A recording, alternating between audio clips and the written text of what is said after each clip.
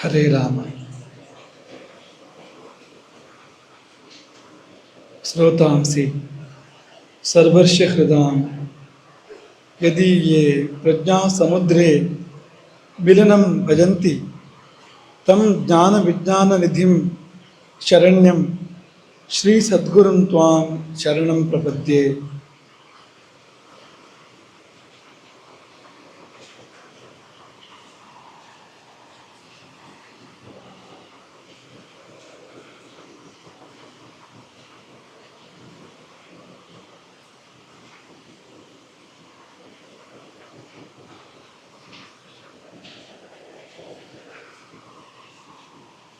ಜೀವಯಾನದ ಮೊದಲ ಸರಣಿಯ ಕುರಿತಾಗಿ ಒಂದು ಪ್ರಶ್ನೆ ಬಂದಿದೆ.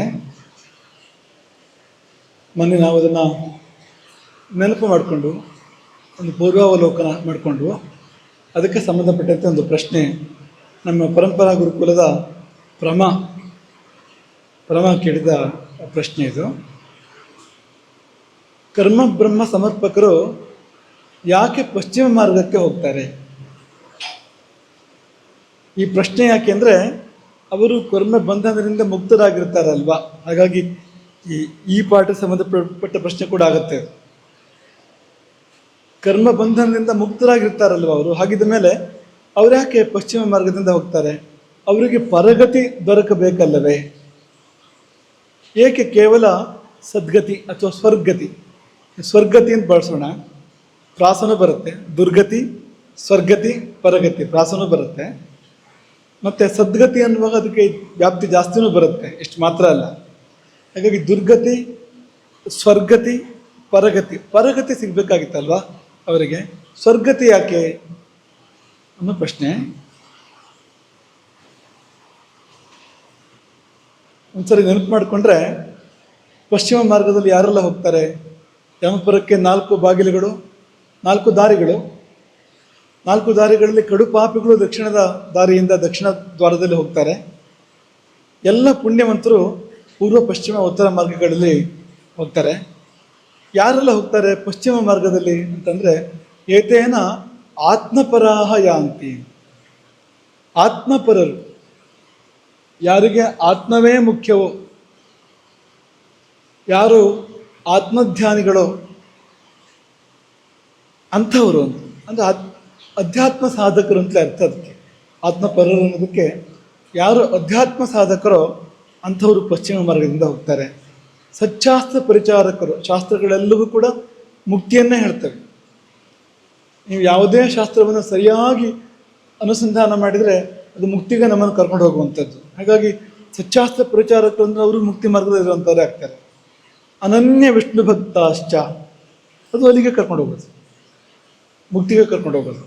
ಗಾಯತ್ರಿ ಮಂತ್ರ ಜಾಪಕ, ಗಾಯತ್ರಿ ಮಂತ್ರ ಕೂಡ ಕೇವಲ ಸ್ವರ್ಗ ಪ್ರಾಪಕವಾದ ಮಂತ್ರ ಅಲ್ಲ, ಅದು ಮುಕ್ತಿಯನ್ನೇ ಕೊಡುವ ಮಂತ್ರ. ಅದು ಗಾಯತ್ರಿ ಅಂದರೆ ಮುಕ್ತಿಗೆ ಒಂದು ಹೆಜ್ಜೆ, ತುಂಬ ಹತ್ತಿರ ಇರ್ತಕ್ಕಂಥ ದೇವತೆ ಗಾಯತ್ರಿ ಅಂದರೆ. ಪರಹಿಂಸಾ ಪರದ್ರವ್ಯ ಪರಭಾದ ಪರಾಂಗುಖಾಹ, ಪರಡ ಸ್ವತ್ತುಗಳನ್ನು ಬಯಸದೇ ಇರೋಂಥವ್ರು, ಪರಡಿಗೆ ಹಿಂಸೆ ಮಾಡದೇ ಇರೋಂಥವ್ರು, ಇನ್ನೊಬ್ಬರ ಜೊತೆಗೆ ವಾದ ಮಾಡದೇ ಇರೋಂಥವ್ರು ಅನಗತ್ಯವಾಗಿ. ಸದಾರ ನಿರತಾಹ, ತನ್ನದರಲ್ಲಿ ತೃಪ್ತರು. ಸಂತರು, ಸತ್ಪುರುಷರು. ಸಾಗ್ನಿಕಾಹ, ಅಗ್ನಿಹೋತ್ರಿಗಳು. ವೇದ ಪಾಠಕಾಹ, ವೇದಾಧ್ಯಯನಶೀಲರು. ಬ್ರಹ್ಮಚರ್ಯವು ವ್ರತಧರಾಹ, ಬ್ರಹ್ಮಚರ್ಯದ ವ್ರತವನ್ನು ಧಾರಣೆ ಮಾಡಿರುವವರು. ಇದು ಕೂಡ ಅಲ್ಲಿಗೆ ಕರ್ಕೊಂಡು ಹೋಗುವಂಥದ್ದೇ. ಬ್ರಹ್ಮ ಶಬ್ದ ಸೇರಿ ಬಂದಿದೆ ನೋಡಿ. ಬ್ರಹ್ಮಚರ್ಯ ಅನ್ನುವಾಗ ಬ್ರಹ್ಮನ ಕಡೆಗೆ, ಪರಬ್ರಹ್ಮದ ಕಡೆಗೆ ಚರ್ಯ ಗತಿ, ಚರ ಗತಿ ಭಕ್ಷಣಯೋಹ ಧಾತುವಿಗೆ ಅರ್ಥ ಇರುವಂಥದ್ದು ಒಂದು ಗತಿ ಅಂತ. ಬ್ರಹ್ಮಚಾರಿಯಿಂದ ಪರಬ್ರಹ್ಮದ ಕಡೆ ಸಾಗ್ತಾ ಇರುವಂಥವನು. ಹಾಗಾಗಿ ಈ ಬ್ರಹ್ಮಸಿದ್ಧಿ ಅನ್ನೋದು ಬ್ರಹ್ಮಚರ್ಯದಲ್ಲೇ ಆಗಬೇಕು. ಗೃಹಸ್ಥ ಆಗೋಕ್ಕಿಂತ ಮುಂಚೆ ಅವನು ಬ್ರಹ್ಮ ಸಾಕ್ಷಾತ್ಕಾರ ಮಾಡಿರಬೇಕು ಅಂತ ಲೆಕ್ಕ, ಆಮೇಲೆ ಗೃಹಸ್ಥ ಆಗೋದಂತೆ. ಇದು ಮುಗಿಸಿ ಗೃಹಸ್ಥ ಆಗೋದಂತೆ. ಹಾಗಾಗಿ ಬ್ರಹ್ಮಚರ್ಯ ವ್ರತ ಅಂದ್ರೂ ಕೂಡ ಅದನ್ನೇ ಹೇಳ್ತಾ ಇದ್ದು. ವಾನಪ್ರಸ್ಥಾಹ, ತಗೊಳ್ಳದೆ ಅದಕ್ಕೆ ವಾನಪ್ರಸ್ಥಾಶ್ರಮವನ್ನು. ಇದೆಲ್ಲ ಬಿಟ್ಟು, ಸಂಸಾರವನ್ನು ಬಿಟ್ಟು ಕಾಡಿಗೆ ಹೋಗಿ ಆಶ್ರಮ ಕಟ್ಟಿಯಾಗಿ ಕೂತ್ಕೋಬೇಕು. ತಪಸ್ವಿನಃ, ಅದನ್ನು ಹೇಳ್ತಾ ಇದೆ. ಆತ್ಮ ಸಾಧನೆಯನ್ನು ಹೇಳ್ತಾ ಇದೆ ತಪಸ್ವಿನ ಅನ್ನೋದು ಕೂಡ. ಶ್ರೀಪಾದ ಸನ್ಯಾಸ ಪರಾಹ, ಶ್ರೀಪಾದ ಪರರು ಭಗವಂತನ ಶ್ರೀಚರಣದಲ್ಲಿ ಪೂರ್ತಿಯಾಗಿ ತಮ್ಮನ್ನು ತಾವು ಕೊಟ್ಟುಕೊಂಡವರು, ಸನ್ಯಾಸ ಪರಾಹ ಸನ್ಯಾಸ ಸ್ವೀಕಾರ ಮಾಡಿದವರು. ಇದಕ್ಕೆಲ್ಲ ಬೇರೆ ಗತಿಯೇ ಇಲ್ಲ.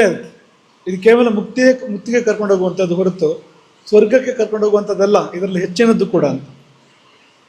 ಸಮಲೋಷ್ಟಾಶ್ಮ ಕಾಂಚನ, ಇವರು ಲೋಷ್ಟಾಶ್ಮ ಕಾಂಚನ ಅಂದರೆ ಇವರು ಒಂದು ರೀತಿ ಜೀವನ್ಮುಕ್ತರೇ ಅವರು. ಈಗ ಚಿನ್ನ ಮತ್ತು ಮಣ್ಣು ಒಂದೇ ಆಗಬೇಕು ಅಂದರೆ, ಕಲ್ಲು ಮಣ್ಣು ಚಿನ್ನ ಒಂದೇ ಆಗಬೇಕು ಅಂದರೆ ಯಾರಿಗಾಗತ್ತೆ? ಇದೆಲ್ಲಕ್ಕಿಂತ ಹೆಚ್ಚಿನ ಬೆಲೆ ಬಾಳುವಂಥದ್ದು ಯಾರಿಗೆ ಸಿಕ್ಕಿದೆ ಅವರಿಗೆ ಇದೆಲ್ಲ ಒಂದೇ ಅಂತ ಅನ್ಸುತ್ತೆ. ಮತ್ತೆಲ್ಲರಿಗೂ ಚಿನ್ನ ಬೇರೆ, ಕಲ್ಲು ಬೇರೆ, ಮಣ್ಣು ಬೇರೆ ಆಗುತ್ತೆ. ಆದರೆ ಚಿನ್ನವು ಮಣ್ಣಿನಂತೆ ಯಾರಿಗಾಗುತ್ತೆ ಅಂದರೆ, ಯಾರಿಗೆ ಆ ಚಿನ್ನ ಸಿಕ್ಕಿದೆಯೋ, ಭಂಗವಿಲ್ಲದ ಬಂಗಾರ ಸಿಕ್ಕಿದೆಯೋ ಅಂಥವರಿಗೆ. ಈ ಬಂಗಾರಕ್ಕೆ ಭಂಗ ಇದೆ, ಆದರೆ ಆ ಬಂಗಾರಕ್ಕೆ ಭಂಗ ಇಲ್ಲ. ರಾಮಾನುಜರ ಬಗ್ಗೆ ಹೇಳುವಾಗ ಈ ಮಾತನ್ನು ಹೇಳ್ತಾರೆ. ಯೋ ನಿತ್ಯಂ ಅಚ್ಯುತ ಪದಾಂಬುಜ ಯುಗ್ಮ ರುಕ್ಮೌ ವ್ಯಾಮೋಹತಃ ತದಿತರಾಣಿ ತೃಣಾಯ ಮೇನೆ. ಅವರಿಗೆ ಬಂಗಾರದ ಅಪೇಕ್ಷೆ ಇರಲಿಲ್ವಂತೆ. ಯಾಕಿರಲಿಲ್ಲ ಅಂದರೆ, ಅಚ್ಯುತನ ಪಾದದ್ವಂದ್ವೇ ಬಂಗಾರ. ಅಚ್ಯುತ ಪಾದಯುಗ್ಮ ರುಕ್ಮ, ಭಗವಂತನ ಚರಣದ್ವಯ ಇದೆಯಲ್ಲ ಅದೇ ಬಂಗಾರ. ಆ ಬಂಗಾರದ ಮೇಲೆ ವ್ಯಾಮೋಹ ಬಂದಾಗ ಈ ಬಂಗಾರದ ಮೇಲೆ ವ್ಯಾಮೋಹ ಹೋಗುತ್ತೆ. ಆ ಚಿನ್ನ ಬೇಕು ಅಂತಾದಾಗ ಈ ಚಿನ್ನ ಬೇಡ ಅಂತಾಗತ್ತೆ, ಇದ್ರ ಮೇಲೆ ಅಪೇಕ್ಷೆ ಹೋಗುತ್ತೆ. ಹಾಗಾಗಿ ಸಮಲೋಷ್ಟಾಶ್ಮ ಕಾಂಚನ ಅಂದರೂ ಕೂಡ ಅವರು ಪರಗತಿಯವರೇ, ಸ್ವರ್ಗದವರಲ್ಲ. ಜ್ಞಾನ ವೈರಾಗ್ಯ ಸಂಪನ್ನ ಅದನ್ನು ಹೇಳ್ತಾ ಇದ್ದೇವೆ. ಸ್ವರ್ಗಕ್ಕೆ ಕರ್ಕೊಂಡು ಹೋಗುವಂಥದ್ದಲ್ಲ ಅದು. ಜ್ಞಾನ ವೈರಾಗ್ಯ ಸಂಪನ್ನ ಅಂದರೆ ಮುಕ್ತಿಗೆ ಕರ್ಕೊಂಡು ಹೋಗುವಂಥದ್ದು. ಸರ್ವಭೂತ ಹಿತೇರತಾಹ, ಈ ಸ್ವರ್ಗಕ್ಕೆ ಹೋಗೋರಿಗೆ ಈ ಯೋಗ್ಯತೆ ಇಲ್ಲ. ಎಲ್ಲ ಭೂತಕೋಟಿಗಳ ಮೇಲೆ ಪ್ರೀತಿ, ಸಮಸ್ತ ಜೀವರಾಶಿಗಳ ಹಿತೈಷಿತ್ವ ಅನ್ನೋದು ಅಂಥವರಿಗೆ ಬರುವಂಥದ್ದು ಹೊರತು ಕೇವಲ ಸ್ವರ್ಗಾಕಾಂಕ್ಷಿಗಳಿಗೆ ಬರುವಂಥದ್ದಲ್ಲ.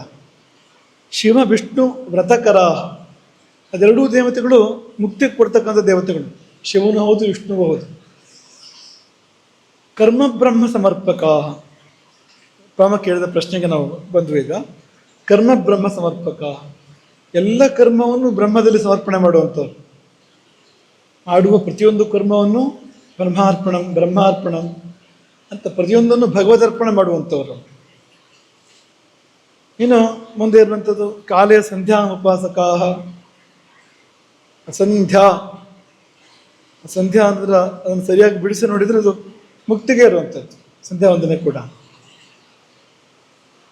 ಸತ್ಸಂಗತಿ ಪರಾಯಣ, ಇದೆಲ್ಲ ಅದನ್ನೇ ಹೇಳುವಂಥದ್ದು. ಎಲ್ಲ ಒಂದೇ ಕಡೆ ಗುಂಪಾಗಿದೆ. ಅದು ಒಂದು ಚೂರ್ಪಾರು ಬೇರೆ ಬಿಟ್ಟರೆ ಮತ್ತೆಲ್ಲ ಈ ಮುಕ್ತಿಗೆ ಹೋಗುವವರ ಲಕ್ಷಣಗಳೇ ಇದೆ ಇರುವಂಥದ್ದು. ಈಗ ಈ ಪ್ರಶ್ನೆಗೆ ಪುನಃ ಬರೋದಾದರೆ, ಸ್ವರ್ಗತಿ ಯಾಕೆ ಅವರಿಗೆ ಮುಕ್ತಿ ಯಾಕಿಲ್ಲ, ಪರಗತಿ ಯಾಕಿಲ್ಲ? ಪರಗತಿಯೇ ಇರೋದು. ಯಮಪುರಿಯ ಮೂಲಕ ಹೋಗ್ತಾ ಇದ್ದಾರೆ ಅಷ್ಟೇ ಅವರು. ಯಮಪುರಿ ಅನ್ನೋದು ಮಧ್ಯ ಸಿಕ್ಕುವ ಒಂದು ಕೇಂದ್ರ ಅಷ್ಟೆ. ಹೋಗೋದು ಎಲ್ಲಿಗೆ ಅಂದರೆ ಅಲ್ಲಿಗೆ ಹೋಗುವಂಥದ್ದು. ಮುಕ್ತಿಯಲ್ಲಿ ಎರಡು ಬಗೆ ಇದೆ. ಒಂದು ಸದ್ವಾ ಮುಕ್ತಿ, ಇನ್ನೊಂದು ಕ್ರಮ ಮುಕ್ತಿ. ಸದ್ವಾ ಮುಕ್ತಿ ಅಂದರೆ ಇಲ್ಲಿಯೇ ಮುಕ್ತನಾಗ್ತಾನವನು. ಅಂದರೆ ನಿರ್ವಿಕಲ್ಪ ಸಮಾಧಿಗೆ ಏರಿ ತನ್ನೊಳಗೆ ತಾನು ಪರಮಾತ್ಮನಲ್ಲಿ ಒಂದಾಗಿ ಹೊರಗೆ ಬರೋದೇ ಇಲ್ಲ ಅವನು ಎಲ್ಲಿಗೂ ಹೋಗೋದಿಲ್ಲ. ಯಾಕೆಂದ್ರೆ ಇಲ್ಲೇ ಯಮಪುರಿ ದಾಟಿ ಹೋಗಿರ್ತಾನವನು. ಒಳಗಡೆಗೆ ಯಮಪುರಿಯನ್ನು ದಾಟಿ ಸಮಾಧಿಗೆ ಹೋಗುವಂಥದ್ದು. ಅವನು ದೇಹವನ್ನು ಬಿಟ್ಟಾಗ ಮುಕ್ತನಾಗೇ ದೇಹವನ್ನು ಬಿಡ್ತಾನೆ. ಮತ್ತೆ ಎಲ್ಲಿಗೂ ಗತಿ ಅಂತ ಇಲ್ಲ. ನಾವು ಕೇಳ್ತೇವೆ, ಬ್ರಹ್ಮರಂಧ್ರವನ್ನು ಭೇದಿಸಿ ಹೋದರು ಅಂತೆಲ್ಲ ಕೇಳ್ತೇವೆ. ಅವರೆಲ್ಲ ಇಲ್ಲೇ ಮುಗಿಸ್ಕೊಂಡವರು ಅಂತ, ಪ್ರಯಾಣ ಇಲ್ಲೇ ಮುಗಿದಿದೆ ಅವರಿದ್ದು. ಆದರೆ ಇಲ್ಲಿ ಸುಷುಮ್ನ ನಾಡಿಯನ್ನು ಪ್ರವೇಶ ಮಾಡಿ ಸಾಯುವ ಮೊದಲು ಅಥವಾ ಸಾಯುವ ಸಮಯದಲ್ಲಿ ಸುಷುಮ್ನ ನಾಡಿಯನ್ನು ಪ್ರವೇಶ ಮಾಡಿದಂಥ ಸ್ಥಿತಿ ಇದ್ದರೆ ಅವರು ಲೋಕಗಳನ್ನು ದಾಟಿ ಹೋಗ್ತಾರೆ. ಕ್ರಮ ಮುಕ್ತಿ ಅದು. ಸತ್ತ ಬಳಿಕ ಬೇರೆ ಬೇರೆ ಲೋಕಗಳನ್ನು ದಾಟಿ ಕೊನೆಗೆ ಹೋಗಿ ಮುಕ್ತಿಗೆ, ಪರಗತಿಗೆ ಹೋಗಿ ಸೇರ್ತಾರೆ ಅಂತ. ಅವರು ಪ್ರಯಾಣ ಮಧ್ಯದಲ್ಲಿ ಸಿಗ್ತವೆ ಅವೆಲ್ಲ. ಬ್ರಹ್ಮಲೋಕವನ್ನು ದಾಟಿ ಹೋಗ್ಬೋದು. ಈಗ ನಾವು ಶರಭಂಗನ ಬಗ್ಗೆ ಕೇಳ್ತೇವೆ. ಶರಭಂಗ ರಾಮನ ಮುಂದೆ ಮುಕ್ತಿಯನ್ನು ಕಂಡವನು. ರಾಮ ಲಕ್ಷ್ಮಣ ಸೀತೆಯರು ಎದುರಿಗಿರ್ತಾ ರಾಮನ ದರ್ಶನವನ್ನು ಮಾಡಿ ಆಮೇಲೆ ಆತ್ಮಹೋಮವನ್ನು ತನ್ನ ಶರೀರವನ್ನು ತಾನೇ ಹೋಮ ಮಾಡಿ ಮುಕ್ತಿಗೆ ಹೋದವನು. ಅವನು ಮೊದಲು ಹೋಗಿದ್ದು ಬ್ರಹ್ಮಲೋಕಕ್ಕೆ. ಬ್ರಹ್ಮ ಸ್ವಾಗತ ಮಾಡ್ತಾನೆ ಅವನನ್ನು, ಶರಭಂಗನನ್ನ. ಹಾಗಾದ್ರೆ ಬ್ರಹ್ಮಲೋಕ ಮುಗಿತಾ ಅವನಿಗೆ ಅಂದರೆ ಇಲ್ಲ, ಅಲ್ಲಿಂದ ಮುಕ್ತಿಗೆ ಹೋಗ್ತಾನೆ ಅವನು. ಬ್ರಹ್ಮಲೋಕ ಅನ್ನೋದು ದಾರಿ ಅಷ್ಟೇ ಅವನಿಗೆ, ದಾರಿಯಲ್ಲಿ ಸಿಗುವಂಥದ್ದು. ಅಲ್ಲಿ ನೇರವಾಗಿ ಮುಕ್ತಿಗೆ ಹೋಗ್ಬೋದು, ಕೊಂಚ ಕಾಲ ಅಲ್ಲಿ ಇದ್ದು ಹೋಗ್ಬೋದು, ಸಾಧ್ಯತೆಗಳಿದೆ. ಆದರೆ ಹೋಗೋದಲ್ಲಿಗೆ ಪರಗತಿಗೆ ಹೋಗುವಂಥದ್ದು ಅಂತ. ಹಾಗಾಗಿಯೇ ಯಮ ಕೆಲವರನ್ನ ಸ್ವಾಗತ ಮಾಡ್ತಾನೆ, ಅವರ ಪರಿಚಯ ಮಾಡಿಕೊಡ್ತಾನೆ, ಅವ್ರ ಬಗ್ಗೆ ಹೇಳ್ತಾನೆ, ಇವರೆಲ್ಲ ಇಲ್ಲಿ ಇರೋರಲ್ಲಪ್ಪ ಅಂತ. ಇವರು ದಾಟಿ ಹೋಗುವಂಥವ್ರು, ಯಾವುದನ್ನ ಸೂರ್ಯಮಂಡಲವನ್ನು ಭೇದಿಸಿ ಹೋಗುವಂಥವ್ರು ಅಂತ ಪರಿಚಯ ಮಾಡಿಕೊಡ್ತಾನೆ. ನಿಮಗೆಲ್ಲ ನೆನಪಿರ್ಬೋದು, ಆ ಪಾಠ ಮಾಡುವಾಗ ನಿಮ್ಗೆ ಹೇಳಿದ್ದು. ಇವರೆಲ್ಲ ಸಾಮಾನ್ಯರಲ್ಲ, ಇವರು ಮಹಾಸಾಧಕರು, ಮಹಾತ್ಮರು, ಇಲ್ಲಿ ನಿಲ್ಲೋರಲ್ಲ. ಸೂರ್ಯಮಂಡಲವನ್ನು ಭೇದಿಸಿ ಮುಂದಕ್ಕೆ ಹೋಗೋರು ಅಂದರೆ ಅದು ಅಲ್ಲಿಗೆ ಹೋಗೋದು. ಸೂರ್ಯಮಂಡಲವನ್ನು ಯಾರು ಭೇದಿಸಿ ಹೋಗ್ತಾರೋ ಅವರು ಎಲ್ಲೂ ಯಾವುದೇ ಒಂದು ಲೋಕದಲ್ಲಿ ನಿಲ್ಲೋರಲ್ಲ, ಅವರು ಮುಕ್ತಿಗೆ ಹೋಗುವಂಥವ್ರು.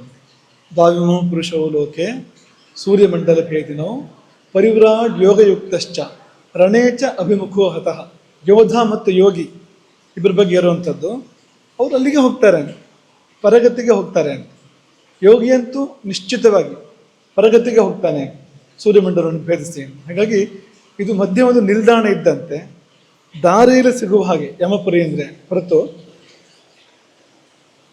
ಅದು ಅಲ್ಲೇ ವಾಸ ಅಂತ ಅರ್ಥ ಅಲ್ಲ ಅದಕ್ಕೆ. ಅಥವಾ ಅಲ್ಲಿಂದ ಅವನು ಸ್ವರ್ಗಕ್ಕೆ ಹೋಗಿ ಅಲ್ಲೇ ವಾಸ ಮಾಡ್ತಾನೆ ಅಂತ ಕೂಡ ಅರ್ಥ ಅಲ್ಲ. ಹಿಂದಿರುಗಿ ಬರ್ತಾನೆ ಅಂತ ಕೂಡ ಹೇಳಿಲ್ಲ ಎಲ್ಲಿಯೂ ಕೂಡ. ಮುಂದಿನದ್ದು ಅವರವರಿಗೆ ಬೇರೆ ಬೇರೆ ಆಗ್ಬೋದು. ಅದ್ರ ಮೊದಲು ಇದಂತೂ ಇದ್ದೇ ಇದೆ. ಹಾಗಾಗಿ ಎದುರಾಳಿ ವೀರನನ್ನ ಕೊಲ್ಲುವ ಮೊದಲು ವೀರ ಹೇಳೋದೇನೆಂದ್ರೆ, ನಿನ್ನನ್ನು ಈಗ ಯಮಪುರಿಗೆ ಹುಟ್ಟುತ್ತೇನೆ ಅಂತ. ನೀವು ನೋಡ್ಬೇಕು, ನೀವು ಈ ಪುರಾಣ, ಇತಿಹಾಸ, ಕಾವ್ಯ ಎಲ್ಲಿ ನೋಡಿದ್ರು ಕೂಡ ನಿನ್ನನ್ನು ಯಮಸದನಕ್ಕೆ ಕಳುಹಿಸುತ್ತೇನೆ, ಯಮಪುರಿಗೆ ಹುಟ್ಟುತ್ತೇನೆ. ಇವನು ಶಸ್ತ್ರದಿಂದ ಕೊಂದಿದ್ದ ಹೋದಾದ್ರೆ ಅವನು ಮತ್ತು ಮೇಲಕ್ಕೆ ಹೋಗ್ಬೇಕು. ಯಮಪುರಿಗೆ ಹುಟ್ಟುತ್ತೇನೆ ಇದನ್ನು ಅಲ್ಲಿಂದ ಅದೇ ಮೂಲಕನೇ ಹೋಗ್ಬೇಕು. ನೀವು ಎಲ್ಲಿಗಾದ್ರೂ ಹೋಗಿ, ಸ್ವರ್ಗಕ್ಕಾದ್ರೂ ಹೋಗಿ, ಅಥವಾ ಇತರ ಲೋಕಗಳಿಗೆ ಹೋಗಿ, ಎಲ್ಲಿಗೆ ಬೇಕಾದ್ರೂ ಹೋಗಿ, ಅಥವಾ ನರಕಕ್ಕಾದ್ರೂ ಹೋಗಿ, ಎಲ್ಲಿಗೆ ಹೋಗೋದಾದ್ರೂ ಕೂಡ ಇದು ಮೊದಲು ಸಿಗುವಂಥದ್ದು. ಯಮನ ಸ್ಥಾನ ಮೊದಲು ಸಿಗುವಂಥದ್ದು. ಅವನು ತೀರ್ಮಾನ ಮಾಡ್ತಾನೆ ಎಲ್ಲಿಗೆ ಹೋಗಬೇಕು, ಆಮೇಲೆ ಅಲ್ಲಿಂದ ಹೋಗ್ಬೇಕು ಮುಂದಕ್ಕೆ. ಅಷ್ಟೇ ಅರ್ಥ ಹೊರತು ಅಲ್ಲೇ ಮುಗೀತು ಅನ್ನೋ ಅರ್ಥ ಅಲ್ಲ. ಹಾಗಾಗಿ ಅವರಿಗೆ ಕರ್ಮಬ್ರಹ್ಮ ಸಮರ್ಪಕರಿಗೆ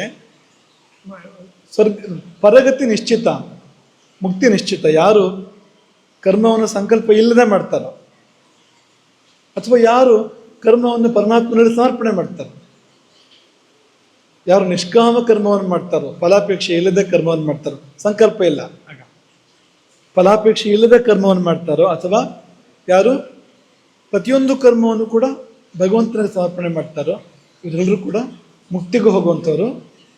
ಕ್ರಮಮುಕ್ತಿ ಆದರೆ ಯಮನ ಭೇಟಿಯಾಗಿ ಹೋಗ್ತಾರವ್ರು.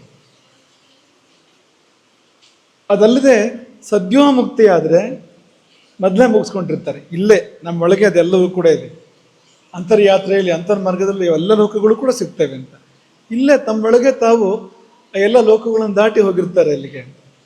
ಅಷ್ಟೇ ವ್ಯತ್ಯಾಸ. ಇನ್ನು ಮುಂದಕ್ಕೆ ಹೋಗೋಣ. ಮೊನ್ನೆ ಸಂದರ್ಭ ನಿಮಗೆ ನೆನಪಿರ್ಬೋದು. ದಶರಥನ ಕೊನೆಯ ರಾತ್ರಿ ಅದು. ರಾಮ ಕಾಡಿಗೆ ಹೋಗಿ 6ನೇ ರಾತ್ರಿ, 5 ರಾತ್ರಿ ಕಳೆದಿದೆ, 6ನೇ ರಾತ್ರಿ ಇದು. ಅರ್ಧರಾತ್ರಿ ಸಮೀಪಿಸಿದೆ. ದಶರಥ ಕೌಸಲ್ಯಗೆ ಮಾತಾಡ್ತಾ ಇದ್ದಾನೆ. ದಶರಥ ತನ್ನ ಪೂರ್ವ ದುಷ್ಕೃತವನ್ನು, ತನ್ನ ಪೂರ್ವ ಕರ್ಮ ಒಂದನ್ನು ನೆನಪು ಮಾಡ್ಕೊಂಡಿದ್ದಾನೆ. ಉತ್ಕಟವಾದ ದುಃಖದಲ್ಲಿ ನೆನಪಾಗಿದೆ ಅವನಿಗೆ. ಮೊನ್ನೆ ಯಾಕೆ ನಮಗೆ ಆ ಸಂದರ್ಭ ಹೇಳಿದ್ವು ಅಂದರೆ, ಯಾವಾಗ ಕೌಸಲ್ಯ ಬಾಯಿಯಿಂದ ಕಟು ಮಾತುಗಳು ಬಂದುವೋ ದುಃಖದ ತುದಿಗೆ ಹೋಯ್ತದು ಅಂತ. ದಶರಥನಿಗೆ ಒಂದು ಹಂತದಲ್ಲಿ ಅವನು ಪ್ರಜೆಗಳೆಲ್ಲ ಧಿಕ್ಕಾರ ಹೇಳ್ತಾರೆ. ಅದೊಂದು ಸಂದರ್ಭ ಇದೆ ರಾಮಾಯಣದಲ್ಲಿ. ಯಾವಾಗ ಅಂದರೆ ಸೀತೆಗೆ ನಾರುಡೆಯನ್ನು ಕೊಟ್ಟಾಗ, ಕೈಕೇಯಿಗೆ ಸೀತೆಗೆ ನಾರು ಬಟ್ಟೆಯನ್ನು ಕೊಟ್ಟು ಉಟ್ಕೋ ಅಂತ ಹೇಳಿದಾಗ ಅವಳು ಉಟ್ಕೊಳ್ಳೋ ಪ್ರಯತ್ನ ಮಾಡಿದಾಗ ಅದನ್ನು ಕಂಡು ಅಯೋಧ್ಯೆಯ ಪೌರರು, ಪ್ರಜೆಗಳು ಎಲ್ಲರೂ ಕೂಡ ತುಂಬ ದುಃಖ ಕೊಡ್ತಾರೆ. ಆಗ ಧಿಕ್ತ್ವಾಂ ದಶರಥಂ ತ್ವಿತಿ, ಧಿಕ್ಕಾರ ನಿನಗೆ ಅಂತ. ಯಾವ ದೊರೆಯನ್ನು ಅವರು ಎಷ್ಟೋ ಕಾಲದಿಂದ ಪೂಜೆ ಮಾಡ್ಕೊಂಡು ಬಂದಿದ್ರೋ ಅವ್ರಿಗೆ ಎಷ್ಟು ನೋವಾಯಿತು ಅಂದರೆ ಧಿಕ್ತ್ವಾಂ ಅನ್ನೋ ಮಾತನ್ನು ಹೇಳ್ಬಿಡ್ತಾರೆ ಪ್ರಜೆಗಳು. ಆಗ ದಶರಥ ಅಲ್ಲಿದೆ ಚಿಚ್ಛೇದ ಜೀವಿತೇ ಶ್ರದ್ಧಾಂ, ಅಲ್ಲಿಗೆ ದಶರಥನ ಬದುಕುವ ಆಸೆ ಮುಗಿಯಿತು. ಇನ್ನು ಇರಬೇಕು ಅನ್ನೋ ಆಸೆ ಮುಗಿದೋಯ್ತಂತೆ ದಶರಥನಿಗೆ. ಚಿಚ್ಛೇದ ಜೀವಿತೇ ಶ್ರದ್ಧಾಂ ಧರ್ಮೇ, ತಾನಿನ್ನು ಧರ್ಮ ಸಾಧನೆ ಮಾಡ್ತೇನೆ, ಅದರಿಂದ ಬರುವ ಲೋಕಗಳನ್ನ ಹೊಂದ್ತೇನೆ ಅನ್ನುವ ಆಸೆ ಕೂಡ ಕರಗಿ ಹೋಯಿತು. ನನ್ನಂಥ ಪಾಪಿ ಯಾರೂ ಇಲ್ಲ ಅಂತ ಅವನಿಗೆ ಅನಿಸಿ ಹೋಯಿತು. ಯಶಸ್ಸಿ ಚಾಮ್, ಕೀರ್ತಿ, ಸತ್ಕೀರ್ತಿ ಒಂದು ಬೇಕಲ್ವಾ, ರಾಜ ಮಹಾರಾಜರುಗಳು ಅಪೇಕ್ಷೆ ಪಡುವಂಥದ್ದು, ವಿಮಲ ಕೀರ್ತಿ ಬೇಕು ಅಂತ. ಈ ಮೂರರಲ್ಲಿ ದಶರಥ ಆಸೆ ಬಿಟ್ಟ ಆ ಸಮಯದಲ್ಲಿ. ಆಗಲೂ ಕೂಡ ಅವನಿಗೆ ಇಷ್ಟು ದುಃಖ ಆಗಿರಲಿಲ್ಲ, ತುಂಬ ದುಃಖ ಆಗಿತ್ತು. ಆದರೆ ಯಾವಾಗ ಕೌಸಲ್ಯ ಕೆಲವು ಮಾತುಗಳನ್ನು ಹೇಳಿದ್ಲೋ, ಕಠೋರವಾದ ಮಾತುಗಳನ್ನು, ಎಷ್ಟು ನೋವಾಯಿತು ಅಂದರೆ ಆ ನೋವಿನ ಪರಾಕಾಷ್ಠೆಯಲ್ಲೇ ಪಕ್ಕನೆ ನಮಗೆ ನೆನಪಾಯಿತು. ಯಾವುದು ಅಂದರೆ ಹಿಂದೆ ತಾನು ಮಾಡಿದ ಒಂದು ದುಷ್ಕರ್ಮ, ಶಬ್ದವೇದಿಯ ಮೂಲಕವಾಗಿ ಮಾಡಿದಂಥ ಪಾಪ ಒಂದು ದಶರಥನಿಗೆ ನೆನಪಾಯಿತು. ಆಗ ಅವನು ಹೇಳುವಂಥದ್ದು, ಯಾರಿಗೆ ಕರ್ಮ ಗೊತ್ತಿಲ್ವೋ ಅವನೇ ಬಾಲ, ಯಾರಿಗೆ ಕರ್ಮದ ಗತಿ ಗೊತ್ತಿಲ್ವೋ, ಏನನ್ನು ಮಾಡಿದ್ರೆ ಏನಾಗುತ್ತೆ ಅವನೇ ಬಾಲ. ಅಂದರೆ ನಾನು ಬಾಲನಾಗಿ ಒಂದು ಕಾರ್ಯವನ್ನು ಮಾಡಿದೆ. ಸಮ್ಮೋಹಾರಿವ ಬಾಲೇನ ಯಥಾ ಸ್ಯಾತ್ ಭಕ್ಷಿತಂ ವಿಷಂ, ತಿಳಿಯದೆ ಬಾಲಕನೊಬ್ಬ ವಿಷವನ್ನು ತಿಂದುಬಿಡ್ತಾನೆ. ಯಾವುದೋ ಸಿಹಿ ತಿಂಡಿ ಅಂತ ಅಂದ್ಕೊಂಡು, ರುಚಿ ಇದೆ ಅಂತ ಅಂದ್ಕೊಂಡು ವಿಷವನ್ನು ತಿಂದುಬಿಡ್ತಾನೆ. ವಿಷ ಸುಮ್ಮನೆ ಇರುತ್ತಾ? ಗೊತ್ತಿಲ್ಲದೆ ತಿಂದ ಪಾಪ ಅಂತ ಸುಮ್ಮನೆ ಇರುತ್ತಾ ವಿಷ? ಗೊತ್ತಿಲ್ಲದೆ ಕೈ ಹಾಕಿದ್ರೆ ಬೆಂಕಿ ಸುಮ್ಮನೆ ಇರುತ್ತಾ? ಹಾಗೆ ಸಮೂಹಾತ್ ಭಕ್ಷಿತಂ ವಿಷಂ, ತಿಳಿಯದೆ ವಿಷವನ್ನು ತಿಂದ ಬಾಲಕನಂತೆ ಆದೆ ನಾನು ಅಂದು. ಹಾಗಾಗಿ ಸ್ವಯಂ ಕೃತಂ ದುಃಖಂ ಅನುಸಂಪ್ರಾಪ್ತಂ, ನಾನೇ ತಂದುಕೊಂಡ ದುಃಖ ಈಗ ನನಗೆ ಬಂದಿರುವಂಥದ್ದು.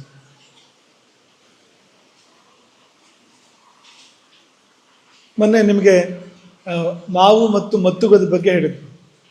ಹೂ ಬಿಡೋ ಸಮಯದಲ್ಲಿ ಮತ್ತುಗ ಚೆಂದ, ಮಾವಿನ ಹೂವು ಚೆಂದ ಅಲ್ಲ, ಮತ್ತುಗದ ಹೂವಿನ ಮುಂದೆ ಮಾವಿನ ಹೂವು ಸಪ್ಪೆ.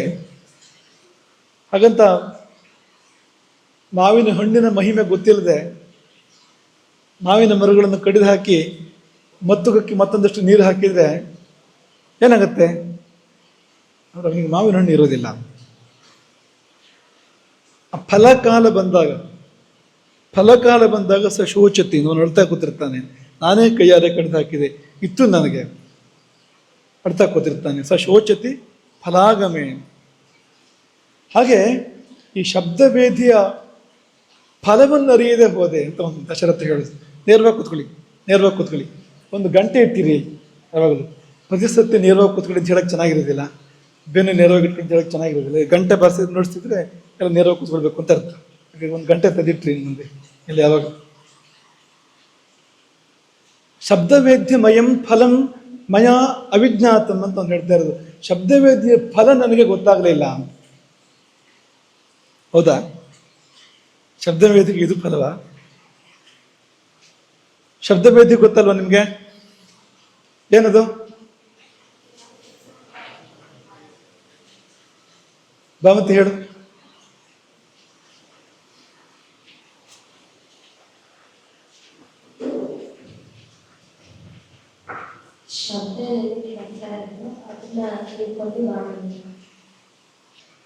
ಮುಖ್ಯವಾಗಿ ಏನು ಅಂದರೆ ನೋಡದೆ ಬಾಣ ಪ್ರಯೋಗ ಮಾಡುವಂಥದ್ದು.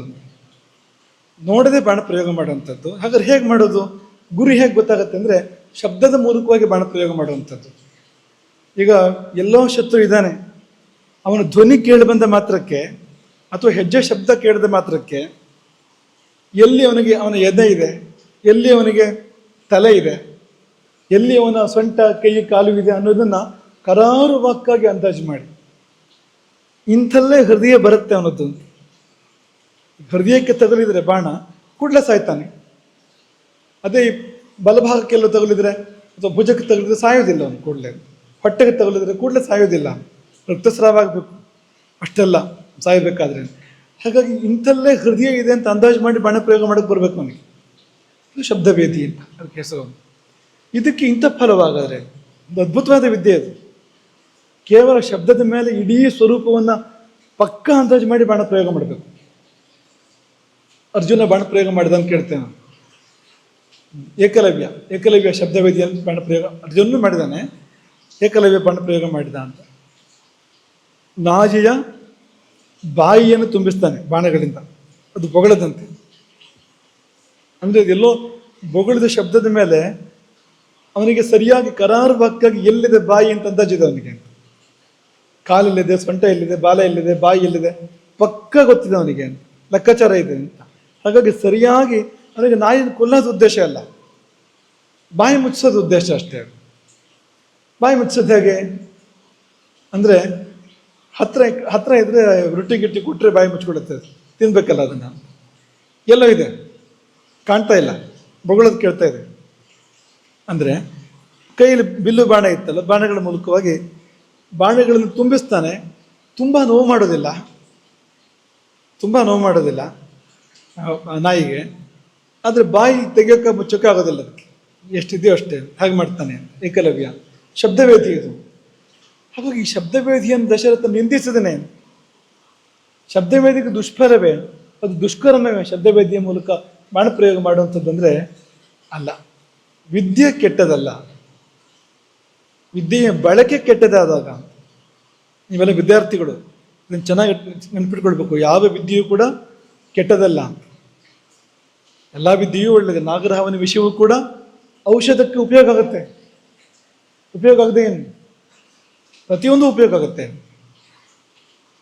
ಆದರೆ ಎಲ್ಲಿ ಬೆಳೆಸ್ಬೇಕು ಅಲ್ಲಿ ಬೆಳೆಸ್ಬೇಕು, ಎಲ್ಲೆಲ್ಲ ಬೆಳೆಸಿದ್ರೆ ಉಪಯೋಗ ಆಗಲ್ಲ. ನಾಗರಹಾವನ ವಿಷಯವನ್ನು ಒಳ್ಳೆದಂತೆ ಅಂತ ಹೇಳಿ ತಗೊಂಡ್ರೆ ಸೀದಾ ಯಮರಾಜನ ದರ್ಶನ ಮಾಡ್ಬೋದು. ಅದಲ್ಲ, ಎಲ್ಲಿ ಬೆಳೆಸ್ಬೇಕು, ಹೇಗೆ ಬೆಳೆಸ್ಬೇಕು ಹಾಗೆ ಬೆಳೆಸ್ಬೇಕು. ಸದ್ವಿನಿಯೋಗ ಮಾಡಬೇಕು, ದುರ್ವಿನಿಯೋಗ ಮಾಡಬಾರ್ದು. ಇಲ್ಲಿ ಏನಾಗಿದೆ ಅಂದರೆ ಶಬ್ದವೇದಿಯ ದುರ್ವಿನಿಯೋಗ ಆಗಿದೆ. ವಿದ್ಯೆ ದೋಷಗ್ರಸ್ತ ಅಲ್ಲ ಅಂತ ನೀವು ಚೆನ್ನಾಗಿ ನೆನ್ಪಿಟ್ಕೊಳ್ಬೇಕು ಇದನ್ನು ಅಂತ. ನೀವು ಪಡೆದ ವಿದ್ಯೆಯನ್ನು ದುರುಪಯೋಗ ಮಾಡಿದರೆ ವಿದ್ಯೆ ನಿಮ್ಮನ್ನು ಕ್ಷಮಿಸೋದಿಲ್ಲ, ವಿದ್ಯೆ ಕೊಟ್ಟು ಗುರುವೂ ಕ್ಷಮಿಸೋದಿಲ್ಲ, ಪರಮಾತ್ಮನೂ ಕ್ಷಮಿಸೋದಿಲ್ಲ, ದೇವರು ಕೂಡ ಕ್ಷಮಿಸೋದಿಲ್ಲ, ಮತ್ತೆ ವಿದ್ಯೆ ಹತ್ತೋದಿಲ್ಲ. ಹಾಗಾಗುತ್ತೆ.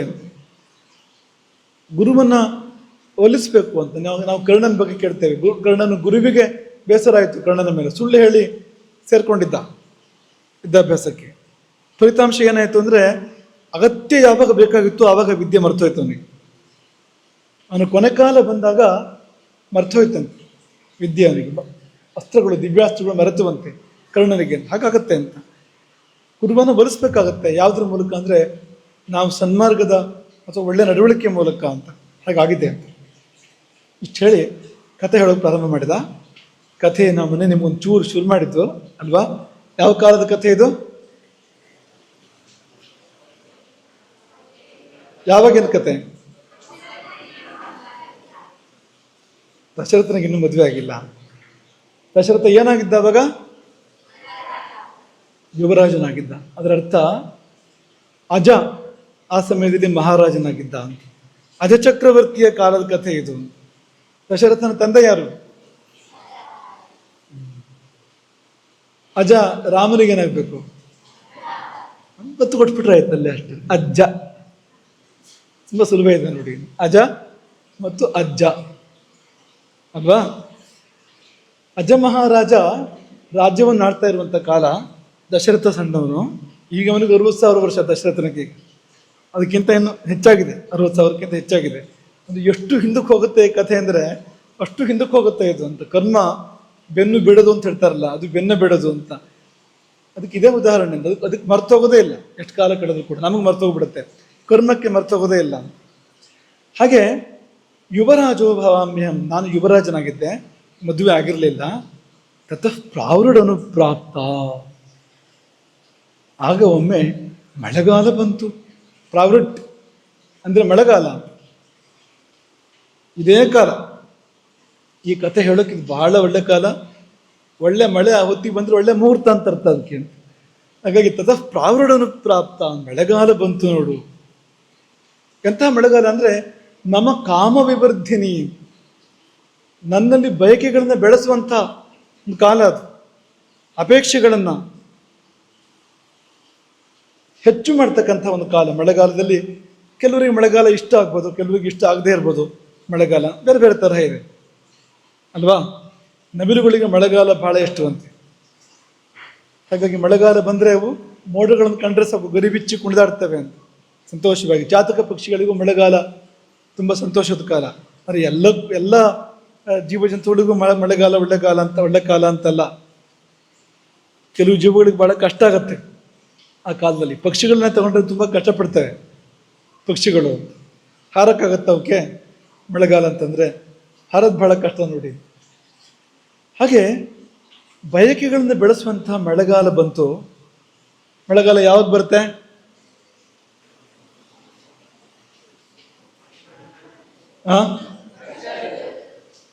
ವರ್ಷದಲ್ಲಿ 2 ಭಾಗ, ಇಡೀ ಸಂವತ್ಸರದಲ್ಲಿ 2 ಭಾಗ.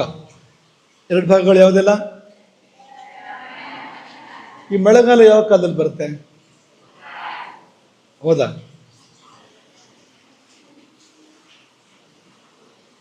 ಉತ್ತರಾಯಣ ಮುಗಿಯುವಾಗ ಮಳೆಗಾಲ ಪ್ರಾರಂಭ ಆಗುವಂಥದ್ದು. ದಕ್ಷಿಣಾಯನದಲ್ಲಿ ಮಳೆ ಜೋರಾಗುವಂಥದ್ದು.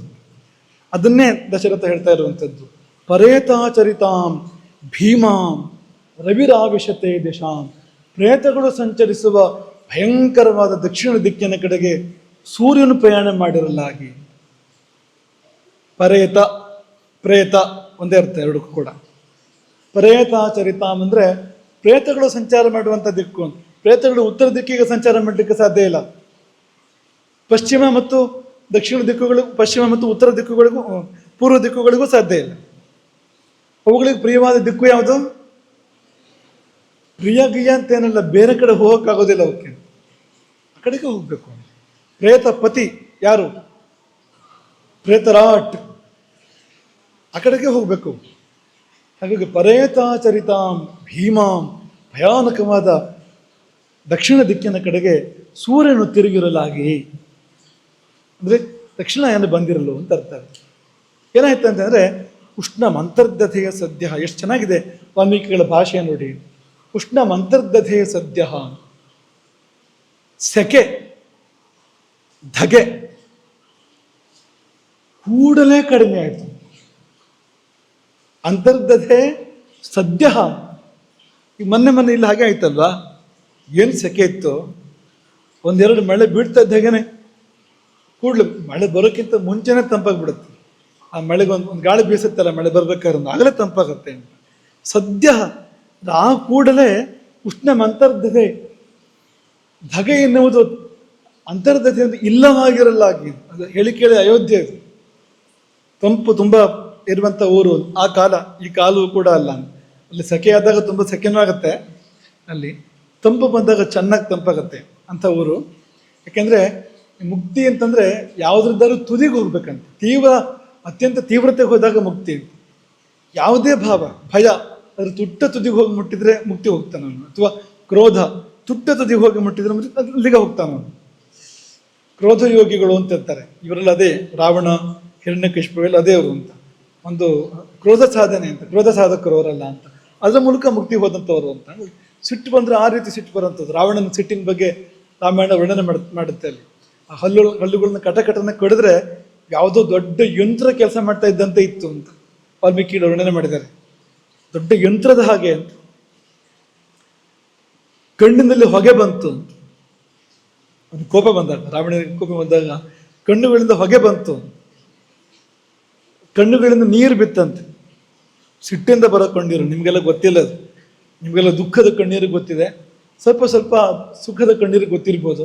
ರಾವಣನಿಗೆ ಸಿಟ್ಟು ಬಂದು ಕಣ್ಣೀರು ಬರ್ತಿತ್ತಂತೆ ಆ ಸಿಟ್ಟಿಗೆ ಅಂತ. ಅದು ಹೇಗಿರ್ತತೆ ಅಂತಂದರೆ ಈ ದೀಪದಿಂದ ಎಣ್ಣೆ ಬಿಂದು ಕೆಳಗೆ ಬೀಳೋ ಹಾಗೆ. ಕಣ್ಣು ಅಂದರೆ ಬೆಂಕಿ ಅಂತ ಇರೋದು ಒಂದು ಕಣ್ಣು ಯಾವಾಗಲೂ.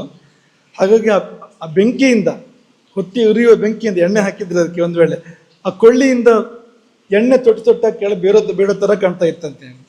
ಹಾಗಾಗಿ ತಸ್ಯ ಕ್ರುದ್ಧಸ್ಯ ನೇತ್ರಾಭ್ಯಾಂ ಪ್ರಾಪತನ್ ಅಸ್ತ್ರಬಿಂದವ. ಸೀತೆ ಧಿಕ್ಕರಿಸ್ತಾಳಲ್ಲ ರಾವಣನನ್ನ, ಸಿಟ್ಟು ಬಂತು ಅವನಿಗೆ. ಆಗೇನಾಯ್ತು ಅಂದರೆ ತಸ್ಯ ಕ್ರುದ್ಧಸ್ಯ ನೇತ್ರಾಭ್ಯಾಂ ಪ್ರಾಪತನ್ ಅಸ್ತ್ರಬಿಂದವ ದೀಪ್ತಾಭ್ಯಾಮೇವ ದೀಪಾಭ್ಯಾಂ, ಹೊತ್ತಿ ಉರಿಯುವ ಎರಡು ದೀಪಗಳಿಂದ ಎಣ್ಣೆ ಬಿಂದುಗಳು ಬೀಳುವ ಹಾಗೆ. ಸಾರ್ಚಿಷಃ ಸ್ನೇಹ ಬಿಂದುವ, ಸಾರ್ಚಿಷಃ ಅಂದರೆ ಬೆಂಕಿ ಸಹಿತವಾಗಿ ಕೆಳಗೆ ಬೀಳುತ್ತಲ್ಲ ಅದು, ಆ ತರಹ. ಹಾಗೆ ಇಲ್ಲಿ ಧಗೆ ಪೂರ್ತಿ ಕಡಿಮೆ ಆಯ್ತಂತೆ. ಕಾರ್ಮೋಡಗಳು ಕಾಣಿಸ್ಕೊಂಡ್ವಂತೆ. ಸ್ನಿಗ್ಧಾಹ ಅಂದರೆ ನೀರುಳ್ಳ ಮೋಡಗಳು ವ್ಯಾಪಕವಾಗಿ ಆಕಾಶದಲ್ಲಿ ಕಾಣಿಸ್ಕೊಂಡ್ವು. ಖುಷಿ ಆಯ್ತಂತ ನೋಡಿ. ಯಾರಿಗೆ ಅಂದರೆ ಬೇಕ, ಸಾರಂಗ, ಬರಿಹಿ, ಇದಕ್ಕೆಲ್ಲ ಖುಷಿ ಆಯಿತು. ಬೇಕ ಅಂದರೆ ಗೊತ್ತಾ? ಬೇಕ ಯಾರು ಹೇಳಿದ್ದದು? ಕೈ ಎತ್ತಿ, ಯಾರು ಹೇಳಿದ್ದದು? ನಿಂತ್ಕೋ, ಜೋರಾಗಿ ಸರಿ ಇದೆ. ಕಪ್ಪೆ, ಕಪ್ಪೆಗೆ ಬೇಕ ಅಂತ ಹೆಸರಿದೆ ಸಂಸ್ಕೃತದಲ್ಲಿ. ಕಪ್ಪೆಗಳಿಗೆ ತುಂಬ ಖುಷಿ ಆಯ್ತಂತೆ. ವಟ ವಟ ವಟ ಶುರು ಮಾಡ್ತೇವೆ ನೋಡಿ, ಕೂಡಲೇ ಮಳೆಗಾಲ ಬಂತು ಅಂದರೆ ಜೋರು ಶಬ್ದ, ಖುಷಿ ಅವಕ್ಕೆಲ್ಲ. ಸಾರಂಗ ಅಂದರೆ ಜಲಪಕ್ಷಿ, ಚಾತಕ ಪಕ್ಷಿ ಅಂತ ಕೂಡ ಹೇಳ್ತಾರೆ, ಜಲಪಕ್ಷಿ ಅಂತ ಅಂದ್ಕೊಳ್ಳಿ ಇಲ್ಲಿ. ಅದಕ್ಕೂ ತುಂಬ ಖುಷಿ ಆಯ್ತಂತೆ. ಆಮೇಲೆ ಬರಿಹಿ ಅಂದರೆ ನವಿಲು, ಬರಹ ಅಂದರೆ ನವಿಲು ಗರಿ, ಬರಿಹಿ ಅಂದರೆ ನವಿಲು. ಇವುಗಳಿಗೆಲ್ಲ ತುಂಬ ಖುಷಿ ಆಯಿತು. ಅಂಥ ಕಾಲ ಬಂತು. ಇನ್ನು ಪಕ್ಷಿಗಳು ಕ್ಲಿನ್ನ ಪಕ್ಷೋತ್ತರಾಹ ಸ್ನಾತಾಹ, ಪಕ್ಷಿಗಳಿಗೆ ಏನು ಕಥೆಪ್ಪ ಅಂದರೆ ಅವುಗಳಿಗೆ ಸದಾಕಾಲವೂ ಸ್ನಾನ ಅಂತ, ಪಕ್ಷಿಗಳಿಗೆ ಅಲ್ವಾ? ಕೆಲವರು ಸ್ನಾನನೇ ಮಾಡೋದಿಲ್ಲ ಅಂಥವ್ರು ಇರ್ತಾರೆ ಅಲ್ವಾ? ಮದುವೆಗೆ ಒಂದ್ಸರಿ ಸ್ನಾನ ಮಾಡೋದಂತೆ, ಒಂದಂಥ ಜನಾಂಗಗಳಿವೆ. ಹುಟ್ಟಿದಾಗ ಒಂದ್ಸರಿ ಸ್ನಾನ ಮಾಡಿಸ್ತಾರಂತೆ, ಆಮೇಲೆ ಮದುವೆಗೆ ಒಂದ್ಸರಿ ಸ್ನಾನ, ಆಮೇಲೆ ಸತ್ತ ಮೇಲೆ ದೇಹವನ್ನು ಒಂದ್ಸರಿ ತೊಳಿತಾರಂತೆ, 3 ಸರಿ ಸ್ನಾನ ಮಾಡೋದು ಅಂತ. ಚೆನ್ನಾಗಿದೆಯಾ? ಹೀಗೆ ಕೆಲವರು ಇರ್ತಾರೆ. ಇನ್ನು ಕೆಲವರು ವಾರಕ್ಕೊಂದ್ಸರಿ ಸ್ನಾನ ಮಾಡ್ತಾರೆ. ಅವ್ರಿಗಿಂತ ಇವ್ರು ಒಳ್ಳೆಯವರು. ದಿನಕ್ಕೊಂದ್ಸರಿ ಸ್ನಾನ ಮಾಡೋರು ಇರ್ತಾರೆ. ನೀವೆಲ್ಲ ಅದೇನಾ? ದಿನಕ್ಕೊಂದ್ಸರಿ ಸ್ನಾನ ಮಾಡೋರ? ದಿನಕ್ಕೆ 3 ಸಾರಿ ಸ್ನಾನ ಮಾಡೋರು ಇರ್ತಾರೆ. ತ್ರಿಕಾಲ ಸ್ನಾನ, ಪಂಚಕಾಲ ಸ್ನಾನ ಮಾಡುವಂಥವ್ರು ಇರ್ತಾರೆ. ಪಂಚಕಾಲ ಪಾಯಣ ಅಂತ ದಿನಕ್ಕೆ 5 ಸ್ನಾನ ಮಾಡುವಂಥವ್ರು ಇರ್ತಾರೆ. 7-10 ಸ್ನಾನಗಳನ್ನು ಮಾಡುವಂಥವ್ರು ಇರ್ತಾರೆ. ಮೇಲಿಗೆ ಆದಾಗೆಲ್ಲ ಹೋಗಿ ಸ್ನಾನ ಮಾಡ್ಕೊಂಡು ಬರುವಂಥವ್ರು ಇರ್ತಾರೆ. ಮಡಿ ಜನಗಳಿರ್ತಾರಲ್ಲ, ಅವಾಗ ಸ್ನಾನ ಮಾಡ್ತಾ ಇರ್ತಾರೆ. ಆದರೆ ಇವುಗಳಿಗೆ ಹಾಗಲ್ವಂತೆ, ಸದಾ ಸ್ನಾನವಂತೆ ಪಕ್ಷಿಗಳಿಗೆ. ಮಳೆಗಾಲ ಬಂದಾಗ ಸ್ನಾತಾಹ ಕ್ಲಿನ್ನ ಪಕ್ಷೋತ್ತರ, ರೆಕ್ಕೆಯೆಲ್ಲ ಒದ್ದೆ ಆಗಿಬಿಟ್ಟಿದೆ, ಹಾರಕ್ಕಾಗ್ತಾ ಇಲ್ವಂತೆ. ಕಷ್ಟಪಟ್ಟು ಮರಕ್ಕೆ, ತಮ್ಮ ಗೂಡಿರುವ ಮರಗಳಿಗೆ ಪಕ್ಷಿಗಳು ಪೃಚ್ಛ್ರಾದಿವ ಅಂತ ಕಷ್ಟಪಟ್ಟು ಹಾರಿ ಹೋಗ್ತಾ ಇದ್ದಾವೆ. ಆದರೆ ಆ ಮರ ಹೇಗಿದೆ ಅಂದರೆ ಬೀಸುವ ಗಾಳಿಗೆ ಆ ಮರಗಳ ತಲೆ ತೂಗಾಡ್ತಾ ಇದೆ ಅಂತ.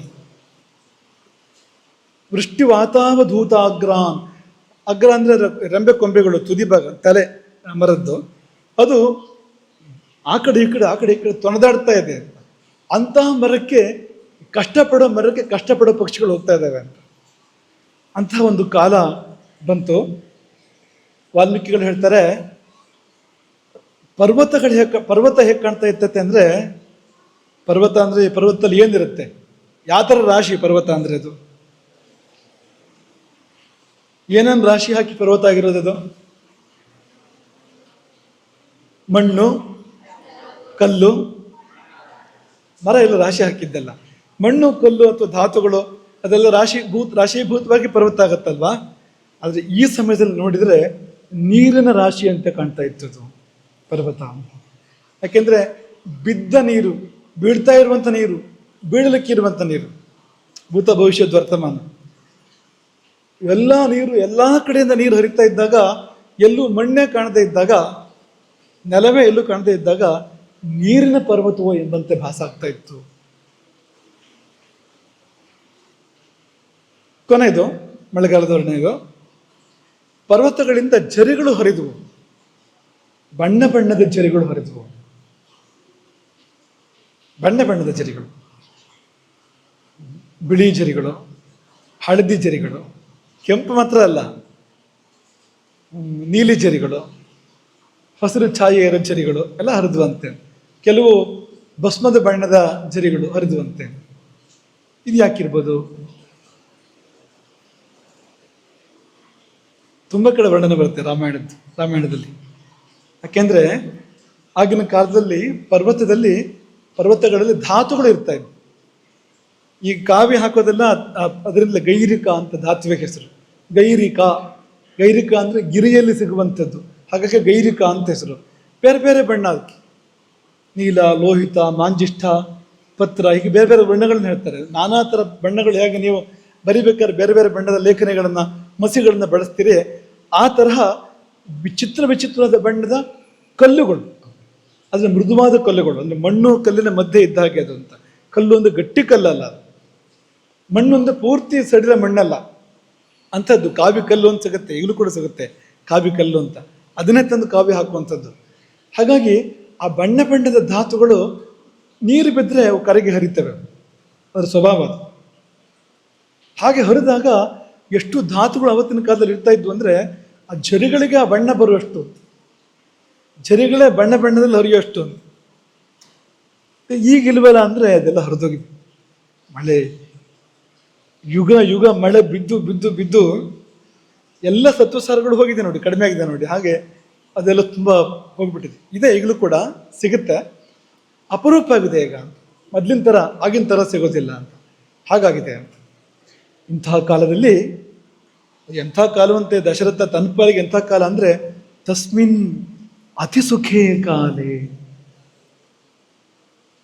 ನಿಮಗೂ ಹಾಗೆ ಅನ್ಸುತ್ತಾ? ಅತಿ ಸುಖೇ ಕಾಲೇ. ಅಲ್ಲಿ ಹೋಗೋಣ ಅನ್ಸುತ್ತೆ ನಿಮಗೆ, ಮಳೆಗೆ ಹೋಗಲ್ಲಿ ಕುಣಿಯೋದು ಅಂತ, ಮಳೆಗೆ ಹೋಗಿ ಅಂತ. ಈ ಕಡೆ ನಿಮ್ಮ ಅಮ್ಮಂದ್ರು ಬೈತಾ ಇರೋದು ನಿಮಗೆ, ಅಥವಾ ಆರಿಯರು ಇಲ್ಲಷ್ಟು ಅವಕಾಶ ಇಲ್ಲ ನಿಮಗೆ, ಮನೆಗಳಲ್ಲಿ ಅಂಥ ಅವಕಾಶ. ಮಳೆಗೆ ಹೋಗಿ ಕುಣಿಯೋದು, ಮಕ್ಕಳು ತುಂಬ ಖುಷಿ ಪಡ್ತವೆ ಮಳೆಗೆ ಹೋಗಿ ಕುಣಿಯೋದಕ್ಕೆ ಅಂತ. ಹಾಗಾಗಿ ಅತಿ ಸುಖದ ಕಾಲ ಹೌದದು ಮಳೆ ಎನ್ನುವಂಥದ್ದು ಅಂತ. ಎಲ್ಲ ನಿಮ್ಮ ಆ ಕಡೆ ಆರ್ಯರ ಕಡೆ ನೋಡ್ತಾ ಇದ್ದೀರಿ, ನಮ್ಗೆ ಅರ್ಥ ಆಯ್ತು ಏನಂತ. ಸಂಸ್ಥೆ ನಮಗೆ ಹೇಳಿದ್ದಾರೆ, ಹಾಗಾಗಿ ನಮ್ಮನ್ನು ಮಳೆಯಲ್ಲಿ ಕುಣಿಯೋಕೆ ಬಿಡಬೇಕು ನೀವು ಅಂತ ನೀವೊಂದು ಅರ್ಜಿನ ಹಾಗೆ ಬರೆದು ಕೊಡ್ತಾ ಇದ್ದೀರಿ, ಕಣ್ಣಲ್ಲೇ ಅರ್ಜಿ ಬರೆದು ಕೊಡ್ತಾ ಇದ್ದೀರಿ, ತರ್ಕೊಳ್ತೀವಿ ನಾವು.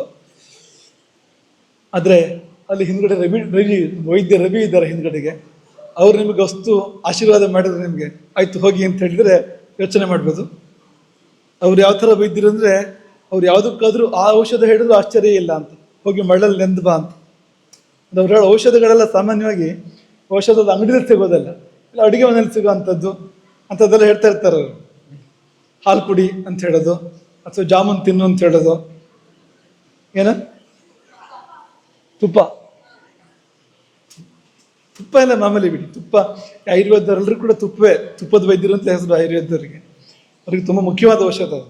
ಇವರದ್ದು ಕೆಲವು ವಿಶೇಷವಾದ ಔಷಧಿಗಳು ಇರ್ತವೆ ಅನ್ನೋದಕ್ಕೆ ಅದನ್ನು ಒಂದು ನೆನಪು ಮಾಡಿಕೊಂಡ್ವಿ ಅಷ್ಟೇ. ಹೀಗೆ ಅತಿ ಸುಖೇ ಕಾಲೇ, ಅತ್ಯಂತ ಸುಖವಾದ ಆ ಕಾಲದಲ್ಲಿ ನಾನು ಧನುಸ್ಸನ್ನು ಹಿಡಿದು, ವಿಷುಮಾನ್ ಬತ್ತಳಿಕೆಯಲ್ಲಿ ಬಾಣಗಳನ್ನು ತುಂಬಿಕೊಂಡು, ರಥವನ್ನೇರಿ ಸರಯೂ ಮನ್ವಗಾಂ ನದಿ, ಸರಯೂ ನದಿ ಕಡೆ ಹೊರಟೆ. ಯಾಕೆ ಹೊರಟೆ, ಏನು ಉದ್ದೇಶ ಅಂದರೆ, ವ್ಯಾಯಾಮಕೃತ ಸಂಕಲ್ಪ, ವ್ಯಾಯಾಮಕ್ಕಾಗಿ ಹೊರಟೆ. ಹೀಗೂ ಉಂಟೆ, ವ್ಯಾಯಾಮ ಮಾಡುವಾಗ ಎಲ್ಲ ತೆಗೆದಿಡ್ತಾರೆ, ಜಾಸ್ತಿ ಬಟ್ಟೆ ಅದನ್ನು ತೆಗೆದಿಟ್ಟು ವ್ಯಾಯಾಮ ಮಾಡೋದು ನಾವು ಕೇಳಿದ್ದೀವಿ. ಇದು ಒಳ್ಳೆ ಕಥೆ ಆಯ್ತಲ್ಲ, ಕವಚ ಕಟ್ಕೊಂಡು, ಬತ್ತಳಿಕೆ ಕಟ್ಕೊಂಡು, ಬಿಲ್ಲು ಹಿಡ್ಕೊಂಡು, ಬತ್ತಳಿಕೆ ಕಟ್ಕೊಂಡು ಇದೆಲ್ಲ ಮಾಡಿಕೊಂಡು ವ್ಯಾಯಾಮ ಮಾಡ್ತಾರೆ ಯಾರಾದರೂ ಅಂತಂದರೆ, ಬೇಟೆಗೆ ಮತ್ತೊಂದು ಹೆಸರು ವ್ಯಾಯಾಮ ಅಂತ. ಯಾಕೆಂದರೆ ದೇಹಶ್ರಮ ತುಂಬ ಇದೆ ನೋಡಿ. ಅಲ್ಲಿ ಬೇಟೆ ಆಡುವಾಗ ಓಡಬೇಕಲ್ವಾ, ಬೆಟ್ಟ ಗುಡ್ಡಗಳನ್ನು ಹತ್ತಿ ಇಳಿಬೇಕು ನೋಡಿ, ಅಪಾರವಾದ ದೇಹಶ್ರಮ ಇದೆ ಬೇಟೆಯಲ್ಲಿ. ಹಾಗಾಗಿ ವ್ಯಾಯಾಮ ಅಂದರೆ ದೇಹಶ್ರಮ ಅಂತಲ್ವಾ, ಇದಕ್ಕೂ ಆ ಹೆಸರನ್ನು ಕರೆದಿದ್ದಾರೆ. ದೇಹಶ್ರಮ ಆಗಿದ್ದರಿಂದ ಅದಕ್ಕೂ ಅದೇ ರೀತಿ ಕರೆದಿದ್ದಾರೆ. ವ್ಯಾಯಾಮ ಬೇರೆ, ಯೋಗ ಬೇರೆ, ಎರಡು ಒಂದೇ ಅಲ್ಲ, ನೆನ್ಪಿಟ್ಕೊಳ್ಳಿ. ಯೋಗ ಅಂದರೆ ನೀವು ಒಂದು ಭಂಗಿಯಲ್ಲಿ ಸ್ಥಿರ ಆಗಬೇಕು, ಅದು ಯೋಗ. ಅದು ಸ್ಥಿರ ಸುಖ ಮಾಸನ ಹಾಗಾಗಬೇಕು. ನೀವು ಶೀರ್ಷಾಸನ ಮಾಡಿ ದಿನ ಎಲ್ಲ ಇದ್ರೆ ಯೋಗ ಅದು. ಬೇಡ ಒಂದು ಅರ್ಧ ಗಂಟೆ 1 ಗಂಟೆ ಇದ್ದರೆ ಶೀರ್ಷಾಸನ ಮಾಡಿ ಯೋಗ ಅದು. ನೀವು ಒಂದು ಅರ್ಧ ನಿಮಿಷ 1 ನಿಮಿಷ ಶೀರ್ಷಾಸನ ಮಾಡಿ ದಬ್ಬಕ್ಕನ್ನು ಕೆಳಗೆ ಇಳಿದ್ರೆ ಯೋಗ ಅಲ್ಲ, ಅದು ವ್ಯಾಯಾಮ ಅಷ್ಟೇ. 108 ಆಸನ ಮಾಡಿದರೆ ಅದು ಯೋಗ ಅಲ್ಲ, ಅದು ವ್ಯಾಯಾಮ ಅಷ್ಟೇ. ಅದು ಯೋಗ ಅಂತ ಆಗಬೇಕಾದ್ರೆ ಸ್ಥಿರತೆ ಬೇಕಾಗತ್ತೆ. ಹೆಚ್ಚು ಹೊತ್ತು ನಾವು ಒಂದು ಆಸನದಲ್ಲಿ ಇರಬೇಕಾಗತ್ತೆ. 3 ಗಂಟೆ ಒಂದು ಯಾಮ ಇದ್ರೆ ಸಿದ್ಧಿ ಅಂತ ಲೆಕ್ಕ, ಆ ಆಸನದ ಸಿದ್ಧಿ ಅಂತ ಲೆಕ್ಕ. ಒಂದು ಆಸನದಲ್ಲಿ 3 ಗಂಟೆ, ಸುಮಾರು 3 ಗಂಟೆಯವರು ಇರಬೇಕು ಅಂತ. ಆಗ ಸಿದ್ಧಿ ಆಗುತ್ತೆ ನನಗೆ, ಅಥವಾ ಸಿದ್ಧಿಯಾದ ಲಕ್ಷಣ ಅದು ಅಂತ ಅರ್ಥ ಅಂತ. ಹಾಗಾಗಿ ಇದು ವ್ಯಾಯಾಮ ಅಂದರೆ ಈ ಥರದ್ದೆಲ್ಲ ವ್ಯಾಯಾಮಕ್ಕೆ ಬರುತ್ತೆ, ದೇಹಶ್ರಮ ಅಂತ, ಅದೆಲ್ಲ ವ್ಯಾಯಾಮಕ್ಕೆ ಸಲ್ಲಂಥದ್ದು. ಹಾಗಾಗಿ ಬೇಟೆಗೋಸ್ಕರವಾಗಿ ಮೃಗಯ ಅದರ ಸಲುವಾಗಿ ಸರಿಯೂ ನದಿಯ ಕಡೆಗೆ ಹೊರಟೆ. ಯೋಜನೆ ಏನು ಅಂದರೆ ನೀರು ಕುಡಿಯಲು ಬರುವ ಪ್ರಾಣಿಯನ್ನು ಹೊಡೆಯುವುದು, ಅದು ಯೋಜನೆ. ಸರಿಯೂ ನದಿ ಕಡೆ ಯಾಕೆ ಹೋಗ್ತಾ ಇದೆಯಾ ಬೇಟೆಯಾಡೋದಕ್ಕೆ ಅಂದರೆ, ನೀರು ಕುಡಿಯಲು ಬರುವಂಥ ಪ್ರಾಣಿ, ಆ ಪ್ರಾಣಿಯನ್ನು ಹೊಡೆಯುವಂಥದ್ದು. ಅದು ಹೊರಟಿದ್ದು ಯಾವಾಗ ಅಂದರೆ ರಾತ್ರಿ ಹೊರಟಿದ್ದಾನೆ. ಬಹುಶಃ ಇದು ತಂದೆಗೆ ಗೊತ್ತಿಲ್ಲ ಅಂತ ಕಾಣುತ್ತೆ, ಇವನು ಹೋಗ್ತಾ ಇರೋದು. ಅಜ್ಜ ಮಹಾರಾಜನಿಗೆ ಗೊತ್ತಿಲ್ಲ ಅಂತ ಕಾಣುತ್ತೆ, ಗೊತ್ತಾಗಬಾರ್ದು ಅಂತಲೇ ಆಗೋದನ್ನ ಏನ್ಕೋತೀವ. ರಾತ್ರಿ ವೇಳೆ ಹೋಗಿದ್ದಾನೆ, ನಡುರಾತ್ರಿ. ನಿಪಾನ ಅಂದರೆ ಪ್ರಾಣಿಗಳು ನೀರು ಕುಡಿಯುವ ಸ್ಥಳ ಇರ್ತದೆ. ಹೊಳೆಯಲ್ಲಿ ಎಲ್ಲ ಕಡೆ ನೀರು ಕುಡಿಯೋದಿಲ್ಲ, ಆ ಇಳಿದು ನೀರು ಕುಡಿಯೋಕ್ಕೆ ಸುಲಭ ಆಗಂಥ ಜಾಗಗಳು ಇರ್ತವೆ, ಅಲ್ಲೇ ಹೋಗಿ ನೀರು ಕುಡಿಯುವಂಥದ್ದು ಪ್ರಾಣಿಗಳು. ಹಾಗಾಗಿ ನಿಪಾನ ಅಂದರೆ ಅಂತಹ ಒಂದು ಜಾಗ, ಎಲ್ಲಿ ಕಾಡುಕೋಣವೋ ಆನೆಯೋ ಮತ್ತೊಂದು ಬಂದು ನೀರು ಕುಡಿಯುತ್ತೋ ಅಂತಹ ಜಾಗದಲ್ಲಿ ಹೊಂಚು ಹಾಕಿ ಕುಳಿತು ಅಲ್ಲಿ ಬರುವಂಥ ಪ್ರಾಣಿಯನ್ನು ಹೊಡಿಬೇಕು ಅಂತ, ಆ ಕಾರಣಕ್ಕಾಗಿ ಹೊರಟೆ ಅಂತ. ಆದರೆ ತನ್ನ ಬಗ್ಗೆ ದಶರಥನೇ ಹೇಳ್ಕೊಳ್ಳೋ ಒಂದು ಮಾತು ಅಜಿತೇಂದ್ರಿಯ ಅಂತ. ನಾನು ಆಗ ಜಿತೇಂದ್ರಿಯನಾಗಿರಲಿಲ್ಲ, ನನ್ನ ಮನಸ್ಸಿನ ಮೇಲೆ ನನಗೆ ಹತೋಟಿ ಇರಲಿಲ್ಲ, ನನ್ನ ಇಂದ್ರಿಯಗಳ ಮೇಲೆ ನನಗೆ ಹತೋಟಿ ಇರಲಿಲ್ಲ, ಹಾಗಾಗಿ ಇಂಥ ಕೆಲಸ ಮಾಡಿದೆ ಅಂತ. ಜಘಾಂಸು ರಜಿತೇಂದ್ರಿಯ. ಈಗ ಪ್ರಶ್ನೆ, ಈ ಬೇಟೆ ಧರ್ಮವೋ ಅಧರ್ಮವೋ ಅಂತ. ರಾಜರು ಬೇಟೆ ಆಡ್ತಾರಲ್ವಾ, ಕ್ಷತ್ರಿಯರು ಬೇಟೆ ಆಡ್ತಾರೆ. ಬೇಟೆ ಧರ್ಮವೋ ಅಧರ್ಮವೋ? ಯಾಕೆ ಧರ್ಮ? ಪ್ರಾಣಿ ಹಿಂಸೆ ಇಲ್ವಾ ಅದರಲ್ಲಿ? ಮತ್ತೆ ಧರ್ಮ ಹೇಗೆ? ಹೇಳು, ಜ್ವರ ಹೇಳು.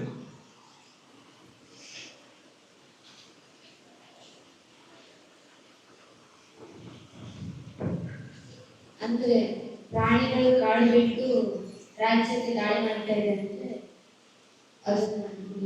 ಅದು ಸರಿ ನೀ ಹೇಳಿದ್ದು. ಇವನು ಕಾಡಿಗೆ ಹೋಗ್ತಾ ಇದ್ದಾನೆ. ಮಾತ್ರವಲ್ಲ, ಅನೇಕ ರಾಜ ಮಹಾರಾಜರುಗಳು ಕ್ಷತ್ರಿಗಳು ಕಾಡಿಗೆ ಹೋಗಿ ಬೇಟೆ ಆಡ್ತಾ ಇದ್ರಲ್ಲ, ಅದೇಗೆ ಸರಿ? ಹೇಗೆ ಸರಿ, ಹೇಗೆ ತಪ್ಪು? ಎರಡು ಹೇಳಿ ನೋಡೋಣ. ಹೇಳು. ನೀನು ವಿಷ್ಣುವಿಗೆ ವ್ಯಾಯಾಮ ಮಾಡಿಸ್ತಾ ಇದೀಯ.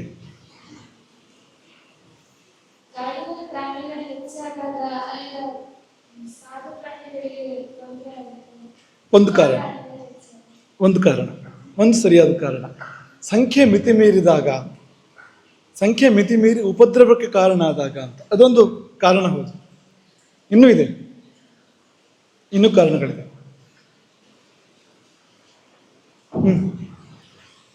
ಅನಾಮಯ್ಯ ಹೇಳು.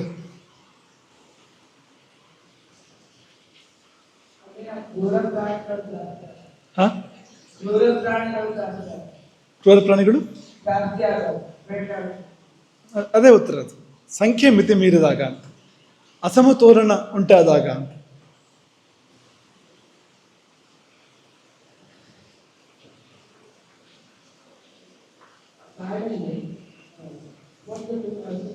ಹತ್ರ ಹಿಡ್ಕೊ. ಹಾ, ಒಳ್ಳೆ ಉತ್ತರ, ಒಳ್ಳೆ ಉತ್ತರ. ಕಾಡಿನಲ್ಲಿ ತಪಸ್ವಿಗಳು ವಾಸ ಮಾಡ್ತಾರೆ. ಆ ತಪಸ್ವಿಗಳಿಗೆ ಕ್ರೂರ ಪ್ರಾಣಿಗಳು ಮುಖ್ಯವಾಗಿ ದುಷ್ಟ ಮೃಗಗಳು ಅಂತ. ದುಷ್ಟ ಮೃಗಗಳು ಆ ತಪಸ್ವಿಗಳಿಗೆ ತೊಂದರೆ ಕೊಡೋ ಸಂದರ್ಭ ಬಂದಾಗ ಕ್ಷತ್ರಿಯ ಬಿಲ್ಲನ್ನೆತ್ತಬೇಕು ಅಂತ. ಸರಿ ಇದೆ, ಆ ಉತ್ತರ ಸರಿ ಇದೆ. ಪ್ರಾಣಿಗಳು ದುಷ್ಟ ಪ್ರಾಣಿಗಳಾದಾಗ ಹಳ್ಳಿಗಳಿಗೆ ತೊಂದರೆ ಕೊಡುವಂಥದ್ದು, ಅಥವಾ ಬೇರೆ ಸಾಧು ಪ್ರಾಣಿಗಳಿಗೆ ತೊಂದರೆ ಕೊಡುವಂಥದ್ದು, ಅಥವಾ ಋಷಿಮುನಿಗಳಿಗೆ ತೊಂದರೆ ಕೊಡುವಂಥದ್ದು, ಆ ರೀತಿಯ ಆ ಹಂತಕ್ಕೆ ಹೋದಾಗ ಅನ್ನೋದು ಒಂದು ಸರಿಯಾದ ವಿವರಣೆ ಅದು. ಮತ್ತು ಇನ್ನೊಂದು ಕೊಂದ ಪಾಪ ತಿಂದು ಪರಿಹಾರ, ಅದು ಇನ್ನೊಂಥದ್ದು. ಕೊಂದ ಪ್ರಾಣಿಗೆ ಅದರ ಮಾಂಸಕ್ಕೆ ಸರಿಯಾದ ಸಂಸ್ಕಾರ ಕೊಟ್ಟು ಅದನ್ನು ಸೇವಿಸಿ ಇವನು ಸಾಧನೆ ಮಾಡಿ ಪುಣ್ಯ ಕಾರ್ಯಗಳನ್ನು ಮಾಡಿದಾಗ ಅದಕ್ಕೆ ಪಾಲು ಹೋಗುತ್ತೆ, ಆ ಪ್ರಾಣಿಗೆ ಪಾಲು ಹೋಗುತ್ತೆ ಅದರದ್ದು ಅಂತ. ಹಾಗಾಗಿ ಆ ಪ್ರಾಣಿ ಅಥವಾ ಬಳಸಿದಾಗ ಅದು ಚರ್ಮವನ್ನು ಮತ್ತೊಂದನ್ನು ಯಾವುದೇ ಪ್ರಾಣಿಗೆ ಸಂಬಂಧಪಟ್ಟಿರ್ತಕ್ಕಂಥ ವಸ್ತುವನ್ನು ಒಬ್ಬ ಸಾಧಕ ಬಳಸಿದರೆ, ಸಾಧನೆಗೆ ಒಬ್ಬ ಬಳಸಿದಾಗ ಅದು ಉದ್ಧಾರ ಆಗುತ್ತೆ. ಅದು ತಾನೇ ಮೇಲೆ ಬರಬೇಕು ಅಂದರೆ ಆ ಪ್ರಾಣಿಗೆ ಬಹಳ ಅದು ಎಷ್ಟೋ ದೂರ ಇದೆ ಅದು, ಯಾಕೆಂದ್ರೆ ಎಷ್ಟು ಜನ್ಮ ದಾಟಿ ಬರಬೇಕು ಅದು ಉದ್ಧಾರ ಆಗಬೇಕು ಅಂದರೆ ತುಂಬ ದೂರ ಇದೆ, ಅಷ್ಟು ಕಾಲ ಕ್ಲೇಶ ಪಡಬೇಕು. ಮತ್ತು ಪ್ರಾಣಿಗಳ ಜೀವನ ಸುಖಮಯ ಅಲ್ಲ, ಹೇಗಿದ್ರು ಇನ್ಯಾವುದೋ ಬಂದು ತಿನ್ನುತ್ತೆ ಅದನ್ನು, ಇನ್ನೇನೋ ಒಂದು ಆಗ್ತಾನೆ ಇರುತ್ತೆ. ಹಾಗಿರುವಾಗ ಇಂಥ ಒಂದು ಸದುಪಯೋಗ, ಒಂದು ಆಧಾರದ ಪ್ರಾಣಿಯ ಶರೀರ ಒಂದು ಸದುಪಯೋಗ ಆಯಿತು ಅಂದರೆ ಆ ಪ್ರಾಣಿ ಅತಿ ಶೀಘ್ರವಾಗಿ ಮೇಲೆ ಬರುತ್ತೆ, ಒಂದು ಉಪಕಾರ ಮಾಡಿದಾಗತ್ತೆ ಅದಕ್ಕೆ ಅಂತ, ಆ ಜೀವಕ್ಕೆ ಅಂತ. ಎಷ್ಟೋ ಜನ್ಮಗಳನ್ನು ತಪ್ಪಿಸಂತೆ ಆಗುತ್ತೆ. ಯಾವಾಗ ಅಂದರೆ ಅದು ಸದುಪಯೋಗ ಆದಾಗ, ಅದರ ದೇಹದ ಯಾವುದೇ ಉತ್ಪನ್ನ ಸದುಪಯೋಗ ಆದಾಗ ಆ ಪ್ರಾಣಿಗೆ ತುಂಬ ದೊಡ್ಡ ಉಪಕಾರ ಆಗುತ್ತೆ ಅಂತ, ಜೀವಕ್ಕೆ ತುಂಬ ದೊಡ್ಡ ಉಪಕಾರ ಆಗುತ್ತೆ.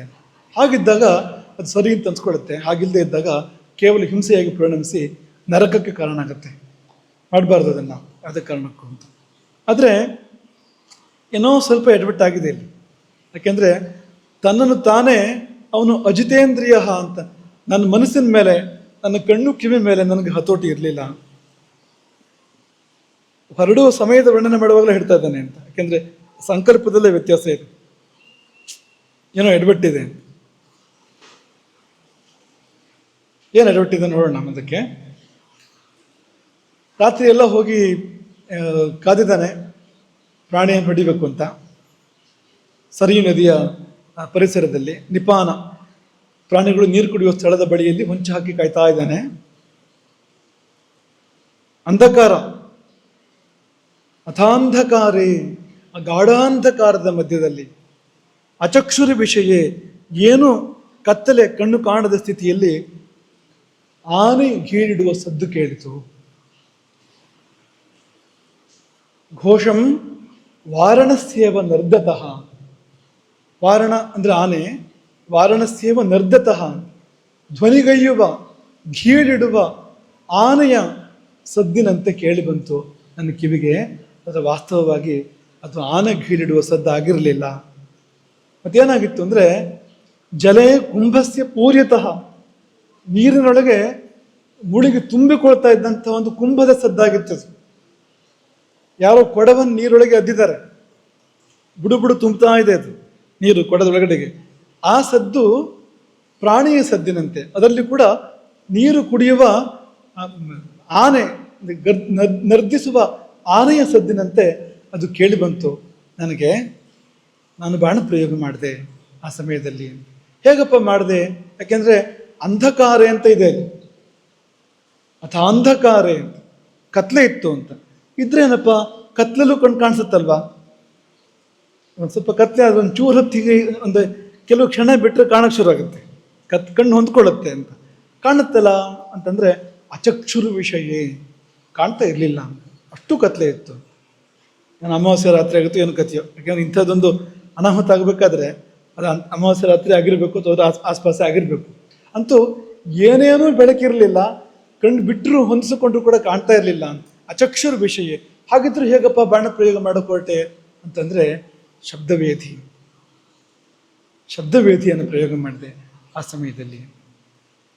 ಹೇಗತ್ತಂತೆ ಬಾಣ ಅಂದರೆ ದೀಪ್ತಂ ಪ್ರಜ್ವಲಿಸ್ತಾ ಇತ್ತು ಬಾಣ. ಅದು ಆಶಿ ವಿಷೋಪಮಂ, ಬುಸುಗುಡುವ ಸರ್ಪದಂತೆ ಇತ್ತಂತೆ ಬಾಣ. ಅದು ದಶರಥ ಪ್ರಯೋಗ ಮಾಡಿದ ಬಾಣ ಬುಸುಗುಡುವ ಸರ್ಪದಂತೆ ಪ್ರಾಣಾಂತಕರವಾಗಿರ್ತಕ್ಕಂಥ ಘೋರವಾದ ಬಾಣವನ್ನು ಬಿಟ್ಟೆ.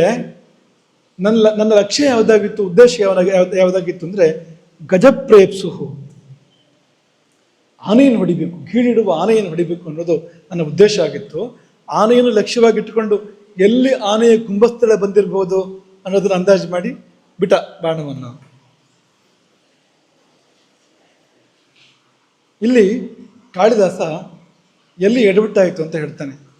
ತನ್ನ ರಘುವಂಶ ಮಹಾಕಾವ್ಯದಲ್ಲಿ ಕಾಳಿದಾಸ ಇದನ್ನು ತಗೊಂಡಿದ್ದಾನೆ. ವಿಪನೆ ಪಾರ್ಶ್ವಚರೀರ ಅಲಕ್ಷ್ಯಮಾಣ, ಒಬ್ಬನೇ ಹೋಗಿಲ್ಲ, ಕೆಲವು ಜನ ಜೊತೆಗೆ ಹೋಗಿದ್ರು ಕಾಳಿದಾಸ ಹೇಳುವಂಥದ್ದು. ಆದರೆ ಇವನದ ಉತ್ಸಾಹದಲ್ಲಿ ಅವ್ರನ್ನೆಲ್ಲ ಬಿಟ್ಟು, ಅವನ್ನೆಲ್ಲ ತಪ್ಪಿಸಿಕೊಂಡು ಪಾರ್ಶ್ವಚರೀರ ಅಲಕ್ಷ್ಯಮಾಣ ಅಂತ. ಜೊತೆಗಿರುವವರಿಗೆ ತಿಳಿಯದಂತೆ ಒಂದು ಜಾಗಕ್ಕೆ ಹೋಗಿದ್ದಾನ ಅವನು. ಯಾರು ಜೊತೆಗಿದ್ದವರು ಕೂಡ ಉಪಯೋಗ ಆಗ್ತಿತ್ತ ಏನೋ.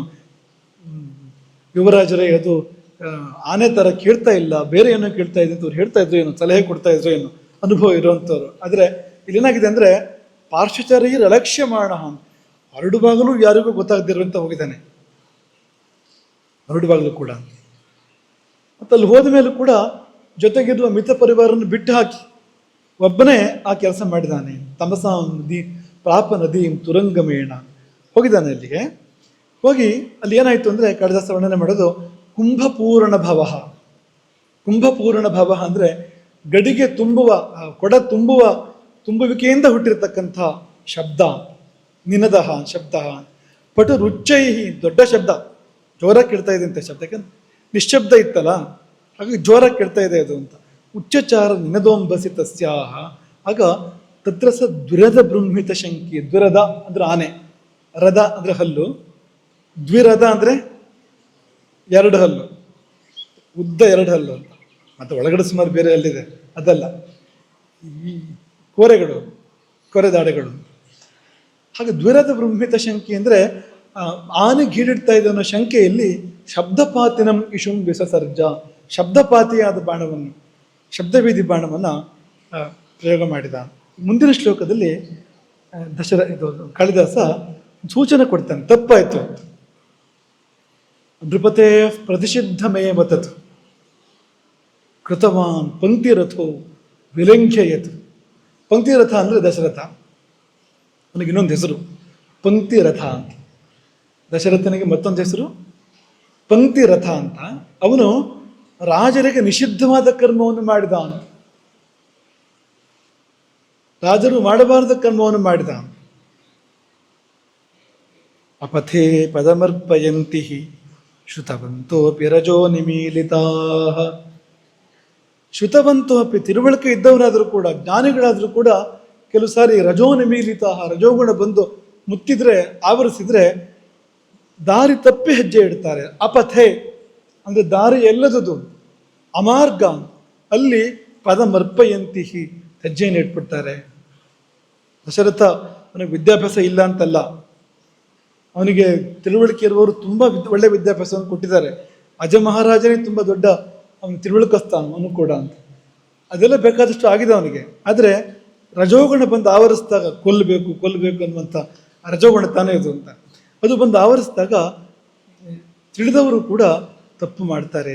ಏನು ತಪ್ಪು ಅಂತ ದಶರಥ ಕಾಳಿದಾಸ ಬಾಯ್ಬಿಟ್ಟು ಹೇಳಿಲ್ಲ. ಆದರೆ ಕಾಳಿದಾಸನ ವ್ಯಾಖ್ಯಾನಕಾರ, ರಘುವಂಶದ ವ್ಯಾಖ್ಯಾನಕಾರ, ಏನು ಹೆಸರು ಒಂದು ಮಲ್ಲಿನಾಥ ಹೇಳಿದ್ದಾನೆ. ಮಲ್ಲಿನಾಥ ಏನು ಹೇಳ್ತಾನೆ ಅಂದರೆ, ಲಕ್ಷ್ಮೀ ಕಾಮೋಹಿ ಯುದ್ಧಾದನ್ಯತ್ರ ಕರಿವಧಂ ನ ಕುರಿಯಾತ್. ರಾಜನಾದವನು ಯುದ್ಧಾದನ್ಯತ್ರ, ಯುದ್ಧವನ್ನು ಹೊರತುಪಡಿಸಿ ಬೇರೆ ಕಡೆಯಲ್ಲಿ ಕರಿವಧಂ, ಆನೆಯ ವಧೆಯನ್ನು ನ ಕುರಿಯಾತ್, ಮಾಡಬಾರದು. ಯುದ್ಧದಲ್ಲಿ ಮಾಡಬೇಕಾಗತ್ತೆ. ಯಾಕೆಂದ್ರೆ ಚತುರಂಗ ಬರುತ್ತಾನೆ ಎದುರಾಗುವಂಥದ್ದು ಯುದ್ಧದಲ್ಲಿ. ಚತುರಂಗ ಅನ್ನುವಾಗ ಯಾವುದೆಲ್ಲ 4 ಅಂಗಗಳು ಯಾವುದು?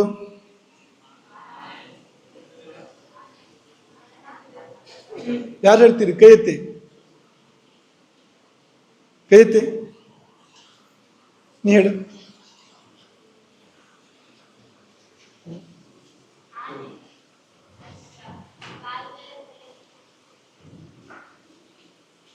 ಗಜ, ಅಶ್ವ, ಕಾಲ್ನಡ ಸೈನಿಕರು, ರಥ. ಆನೆ, ಕುದುರೆ, ರಥ ಮತ್ತು ಕಾಲಾಳುಗಳು.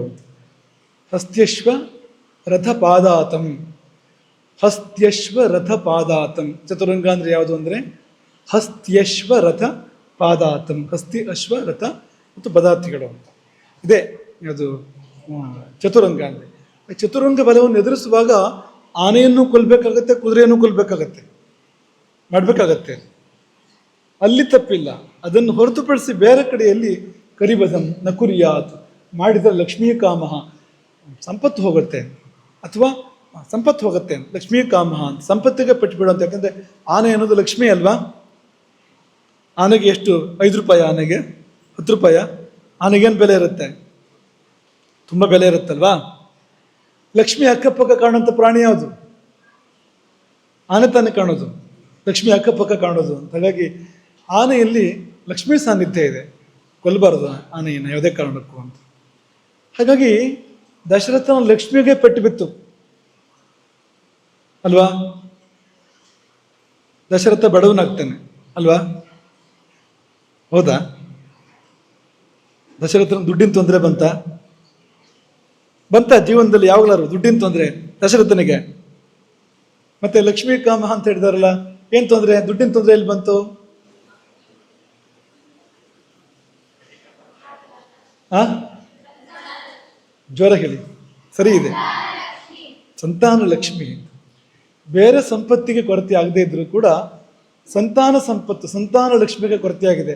ಸಂತಾನ ಆಗಿದ್ದೆ ತುಂಬ ತಡವಾಗಿ, ಅವನಿಗೆ ತುಂಬ ಕಷ್ಟಪಟ್ಟು ತುಂಬ ತಡವಾಗಿ ಸಂತಾನ ಆಗಿರುವಂಥದ್ದು. ಆಮೇಲೂ ವಿರಹ ಬಂತು, ಆ ವಿಷಯದಲ್ಲಿ ದೊಡ್ಡ ಅವಘಡ ಬಂತು, ವಿರಹ ಬಂತು ಅಂತ. ಆನೆ ಕೊಂದಿಲ್ಲ, ಆನೆ ಅಂತ ಹೊಡೆದಿದ್ದು, ಸತ್ತಿದ್ದ ಆನೆ ಅಲ್ಲ, ಆದ್ರೆ ಹೊಡೆದಿದ್ದು ಆನೆ ಅಂತ ಹೊಡೆದಿದ್ದು ಅಂತ. ಹಾಗಾಗಿ ಸಂಕಲ್ಪ ಇದೆಯಲ್ಲ, ಮಾನಸ ಪಾಪ ಘಟಿಸಿ ಹೋಗಿದೆ, ಕೃತಿಗೂ ಬಂದಿದೆ ಅದು, ಅದ್ರ ಸತ್ತಿದ್ದ ಆನೆ ಅಲ್ಲ, ಅಷ್ಟೇ ವ್ಯತ್ಯಾಸ ಇರುವಂಥದ್ದು. ಹಾಗಾಗಿ ಬಹುತೇಕ ಆನೆ ಕೊಂದಂತೆ ಆಯ್ತು. ಹಾಗಾಗಿ ಮಕ್ಕಳು ಇಲ್ಲದಂತೆ ಆಗಲಿಲ್ಲ ದಶರಥನಿಗೆ, ಮಕ್ಕಳು ಪೂರ್ತಿ ಇಲ್ಲದಂತೆ ಆಗಲಿಲ್ಲ. ಪೂರ್ತಿ ಆನೆ ಕೊಂದಿಲ್ವಲ್ಲ, ಪೂರ್ತಿ ಮಕ್ಕಳು ಇಲ್ಲದಂತೆ ಆಗಲಿಲ್ಲ, ಆದರೆ ಇಲ್ಲದಂತೆನ ಆಯ್ತು. ಮೊದಲು ಇರಲಿಲ್ಲ, ಆಮೇಲೆ ಇದ್ದೂ ಇಲ್ಲದ ಒಂದು ಸ್ಥಿತಿ ದಶರಥನಿಗೆ ಬಂತು ನೋಡಿ. ಹಾಗಾಗಿ ಕರ್ಮ ಫಲ ಕೊಡುತ್ತೆ, ಕರ್ಮ ಬಿಡೋದಿಲ್ಲ, ಪಕ್ಕ ಇರುತ್ತೆ. ಎಷ್ಟು ಅಷ್ಟು, ಎಷ್ಟಕ್ಕೂ ಅಷ್ಟಕ್ಕೆ, ಹೇಗೋ ಹಾಗೆ ಆ ಥರ ತಿರುಗಿ ಬರೋದು. ಹಾಗಾಗಿ ಅದು ಈಕ್ವಲ್ ಆ್ಯಂಡ್ ಆಪೋಸಿಟ್ ರಿಯಾಕ್ಷನ್ ಬರುತ್ತೆ ಅದಕ್ಕೆ ಅಂತ, ಕರ್ಮಕ್ಕೆ ಅಂತ. ನ್ಯೂಟನ್ ಕತೆ ಬೇರೆ ಇದೆ, ನಾ ಪಾಪ ಅವ್ನು ಕರ್ಕೊಂಡಿದ್ದೀವಿ, ನೀನು ಬಾಯಲ್ಲಿ ಇರು ಈ ವಿಷಯಕ್ಕೆ ಅಂತ. ಅವನಿಗೆ ಇದೆಲ್ಲ ಈ ಕರ್ಮ ಗೊತ್ತಿದೆ ಅಂತಲ್ಲ ಅವನಿಗೆ, ನ್ಯೂಟನ್ನಿಗೆ. ಹೀಗೆ ನೃಪತೆ ಪ್ರತಿಷಿದ್ಧಮೇವ ತತ್ ಕೃತವಾನ್ ಪಂಕ್ತಿರಥೋ ವಿಲಂಘಯತ್ ಅಪಥೇ ಪದಮರ್ಪಯಂತಿ ಶ್ರುತವಂತೋಪಿ ರಜೋ ನಿಮೇಲಿತ. ವಾಲ್ಮೀಕಿಗಳಷ್ಟೇ ಹೇಳಿದ್ದಾರೆ ಒಂದು ಶಬ್ದ, ಅಜಿತೇಂದ್ರಿಯ ಅಂತ ಸೂಚನೆ ಅದು ಅಂತ. ಕಾಳಿದಾಸ ಒಂದು ವಾಕ್ಯನೇ ಹೇಳಿದ್ದಾನೆ, ನೇರವಾಗಿ ಹೇಳಿದ್ದಾನೆ. ರಾಜರಿಗೆ ಪ್ರತಿಷಿದ್ಧವಾದ ಕರ್ಮವನ್ನು ಮಾಡಿದ ದಶರಥ ಎಂಬುದಾಗಿ ಒಂದು ವಾಕ್ಯವನ್ನೇ ಹೇಳಿದ್ದಾನೆ ದಶರಥ, ಏನು ಕಾಳಿದಾಸ. ಬಾಣ ಬಿದ್ದಾಗ ಬಿದ್ದಿದ್ಯಾವುದು ಅಂದ್ರೆ ಅಲ್ಲಿ ದಶರಥನ ಲೆಕ್ಕಾಚಾರ ತಲೆ ಕೆಳಗಾಯ್ತು.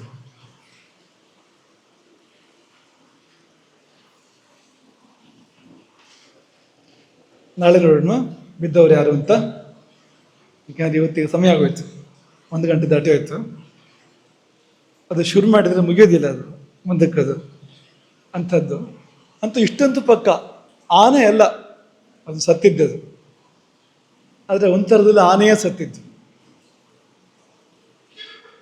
ಯಾವ ಆನೆ? ಆರೋಗ್ಯ ನೆಮ್ಮದಿ. ನೆಮ್ಮದಿ ಅಂತೂ ಹಾಳಾಯ್ತು ದಶರಥನದ್ದು, ಮತ್ತು ಆರೋಗ್ಯ ಅಂದರೆ ಬೇರೆ ಏನು? ಆ ಕೊನೆಯ ಸ್ಥಿತಿ ಇದೆಯಲ್ಲ ಅನ್ನೋದು, ಅದನ್ನು ಆರೋಗ್ಯ ಅಂತ ಕರೆಯೋಕ್ಕಾಗತ್ತೆ? ಅದನ್ನು ಮಾನಸಿಕ ರೋಗವೇ ಅಲ್ವಾ ಅದು ಅಂತ ಬಂದಿದ್ದು ನನಗೆ ಕೊನೆಯಲ್ಲಿ ಅಂತ. ಹಾಗಾಗಿ ಆರೋಗ್ಯ ನೆಮ್ಮದಿ ಎರಡು ಹೋದಾಗಿದ್ರಿಂದ ಆ ಬಾಣಕ್ಕೆ ಸತ್ತಿದ್ದು ಆನೆ ಹೌದು, ಆದರೆ ದಶರಥನ ಆನೆ ಸತ್ತಿದ್ದು. ಆನೆ ಸಮಯ ನೋಡಿ ಸಾಯುತ್ತೆ ಅಂತ, ಮುಹೂರ್ತ ಕಾದು ಸಮಯ ನೋಡಿ 60,000 ವರ್ಷ ಕಳೆದು ಸಾಯುತ್ತೆ ಆನೆ, ಮುಂದಕ್ಕೆ ಅಲ್ಲಿ ತನಕ ಕಾಯುತ್ತೆ ಅದು. ಅಂಥದ್ದೊಂದು ಘಟನೆ ನಡೀತು. ಅದೇನು ಅಂತ ನಾಳೆ ನೋಡೋಣ. ಹರೇ ರಾಮ.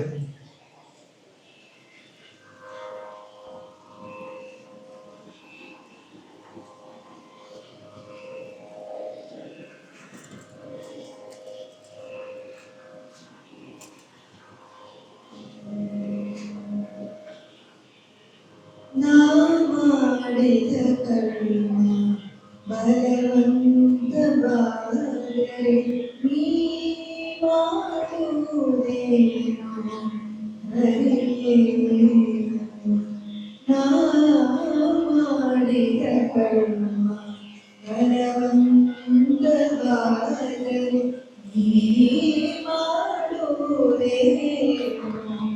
ಹರೇ ಸಾಮಾನ್ಯವಲ್ಲವಿದು ಬ್ರಹ್ಮ ಬರೆದ ಬರಹ ನೇಮದಿಂದಲೇ ಹನಿಯಲ್ಲಿ ಬರೆದುದಕ್ಕೆ ಸಾಮಾನ್ಯವಲ್ಲವಿದು ಬ್ರಹ್ಮ ಬರೆದ ಬರಹ ನೇಮದಿಂದಲೇ ಹಣಿಯಲ್ಲಿ ಬರೆದುದಕ್ಕೆ ನಾವು ಮಾಡಿದ ಕರ್ಮ ಬಲವಂತವಾದರೆ ನೀ ಮಾಡುವುದೇನೋ ಹರಿಯೇ.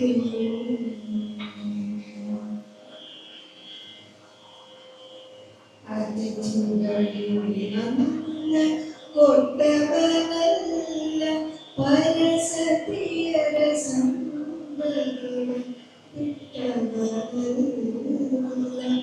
ಅತಿಥಿಗಳಿಗೆ ಅನ್ನ ಕೊಟ್ಟವನಲ್ಲ ಪರಸತಿಯರ ಸಂಗಗಳ ಬಿಟ್ಟವನಲ್ಲ.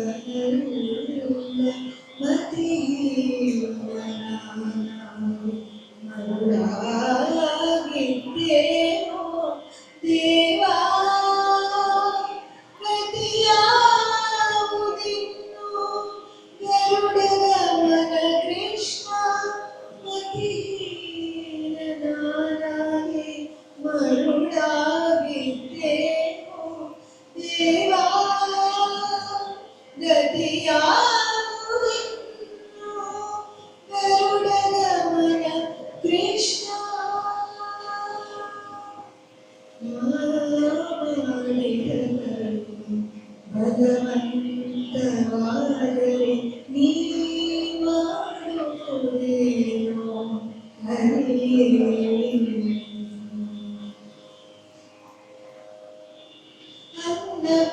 ಅನ್ನಪಾನಗಳಿಗೆ ಅಗ್ರಗಣ್ಯನಾಗಿ ಸ್ನಾನ ಜಪ ಸಂಧ್ಯಾನ ತಪವನೀಗಿ. ಅನ್ನಪಾನಗಳಿಗೆ ಅಗ್ರಗಣ್ಯನಾಗಿ ಸ್ನಾನ ಜಪ ಸಂಧ್ಯಾನ ತಪವನೀಗಿ.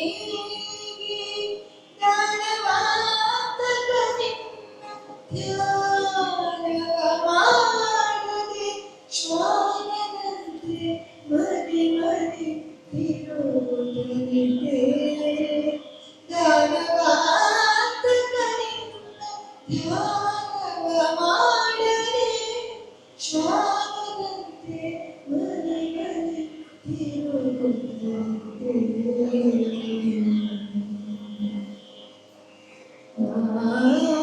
ಮಾಡಿದ ಕರ್ಮ ಭಗವಂತವಾದರೆ ನೀ ಮಾಡುವುದೇನೋ ಹರಿಯೇ.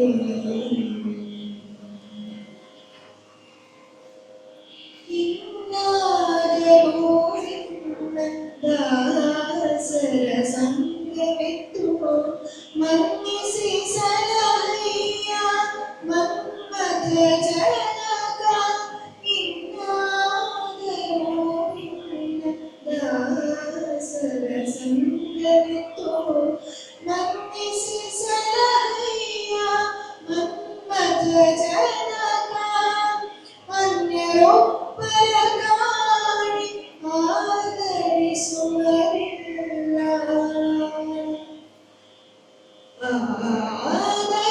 ಆದರಿಸುವರಿಲ್ಲ. ವಂದನ ಶಯನ ಶ್ರೀ ಪುರಂದರ ವಿಠ್ಠಲ. ಅನ್ಯರೊಬ್ಬರ ಕಾಣಿ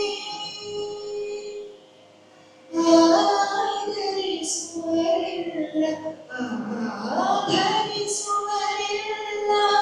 ವಂದನ ಶಯನ ಶ್ರೀ ಪುರಂದರ ವಿಠ್ಠಲ. ಪುರಂದರ ವಿಠ್ಠಲ ಪುರಂದರ ವಿಠ್ಠಲ. ನಾಮ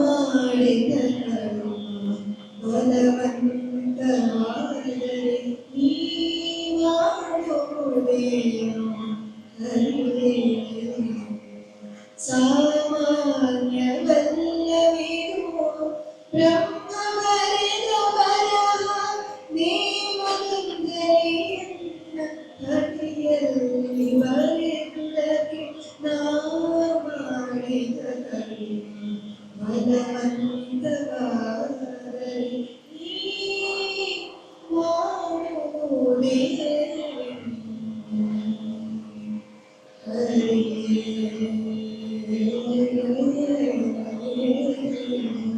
ಹರಿ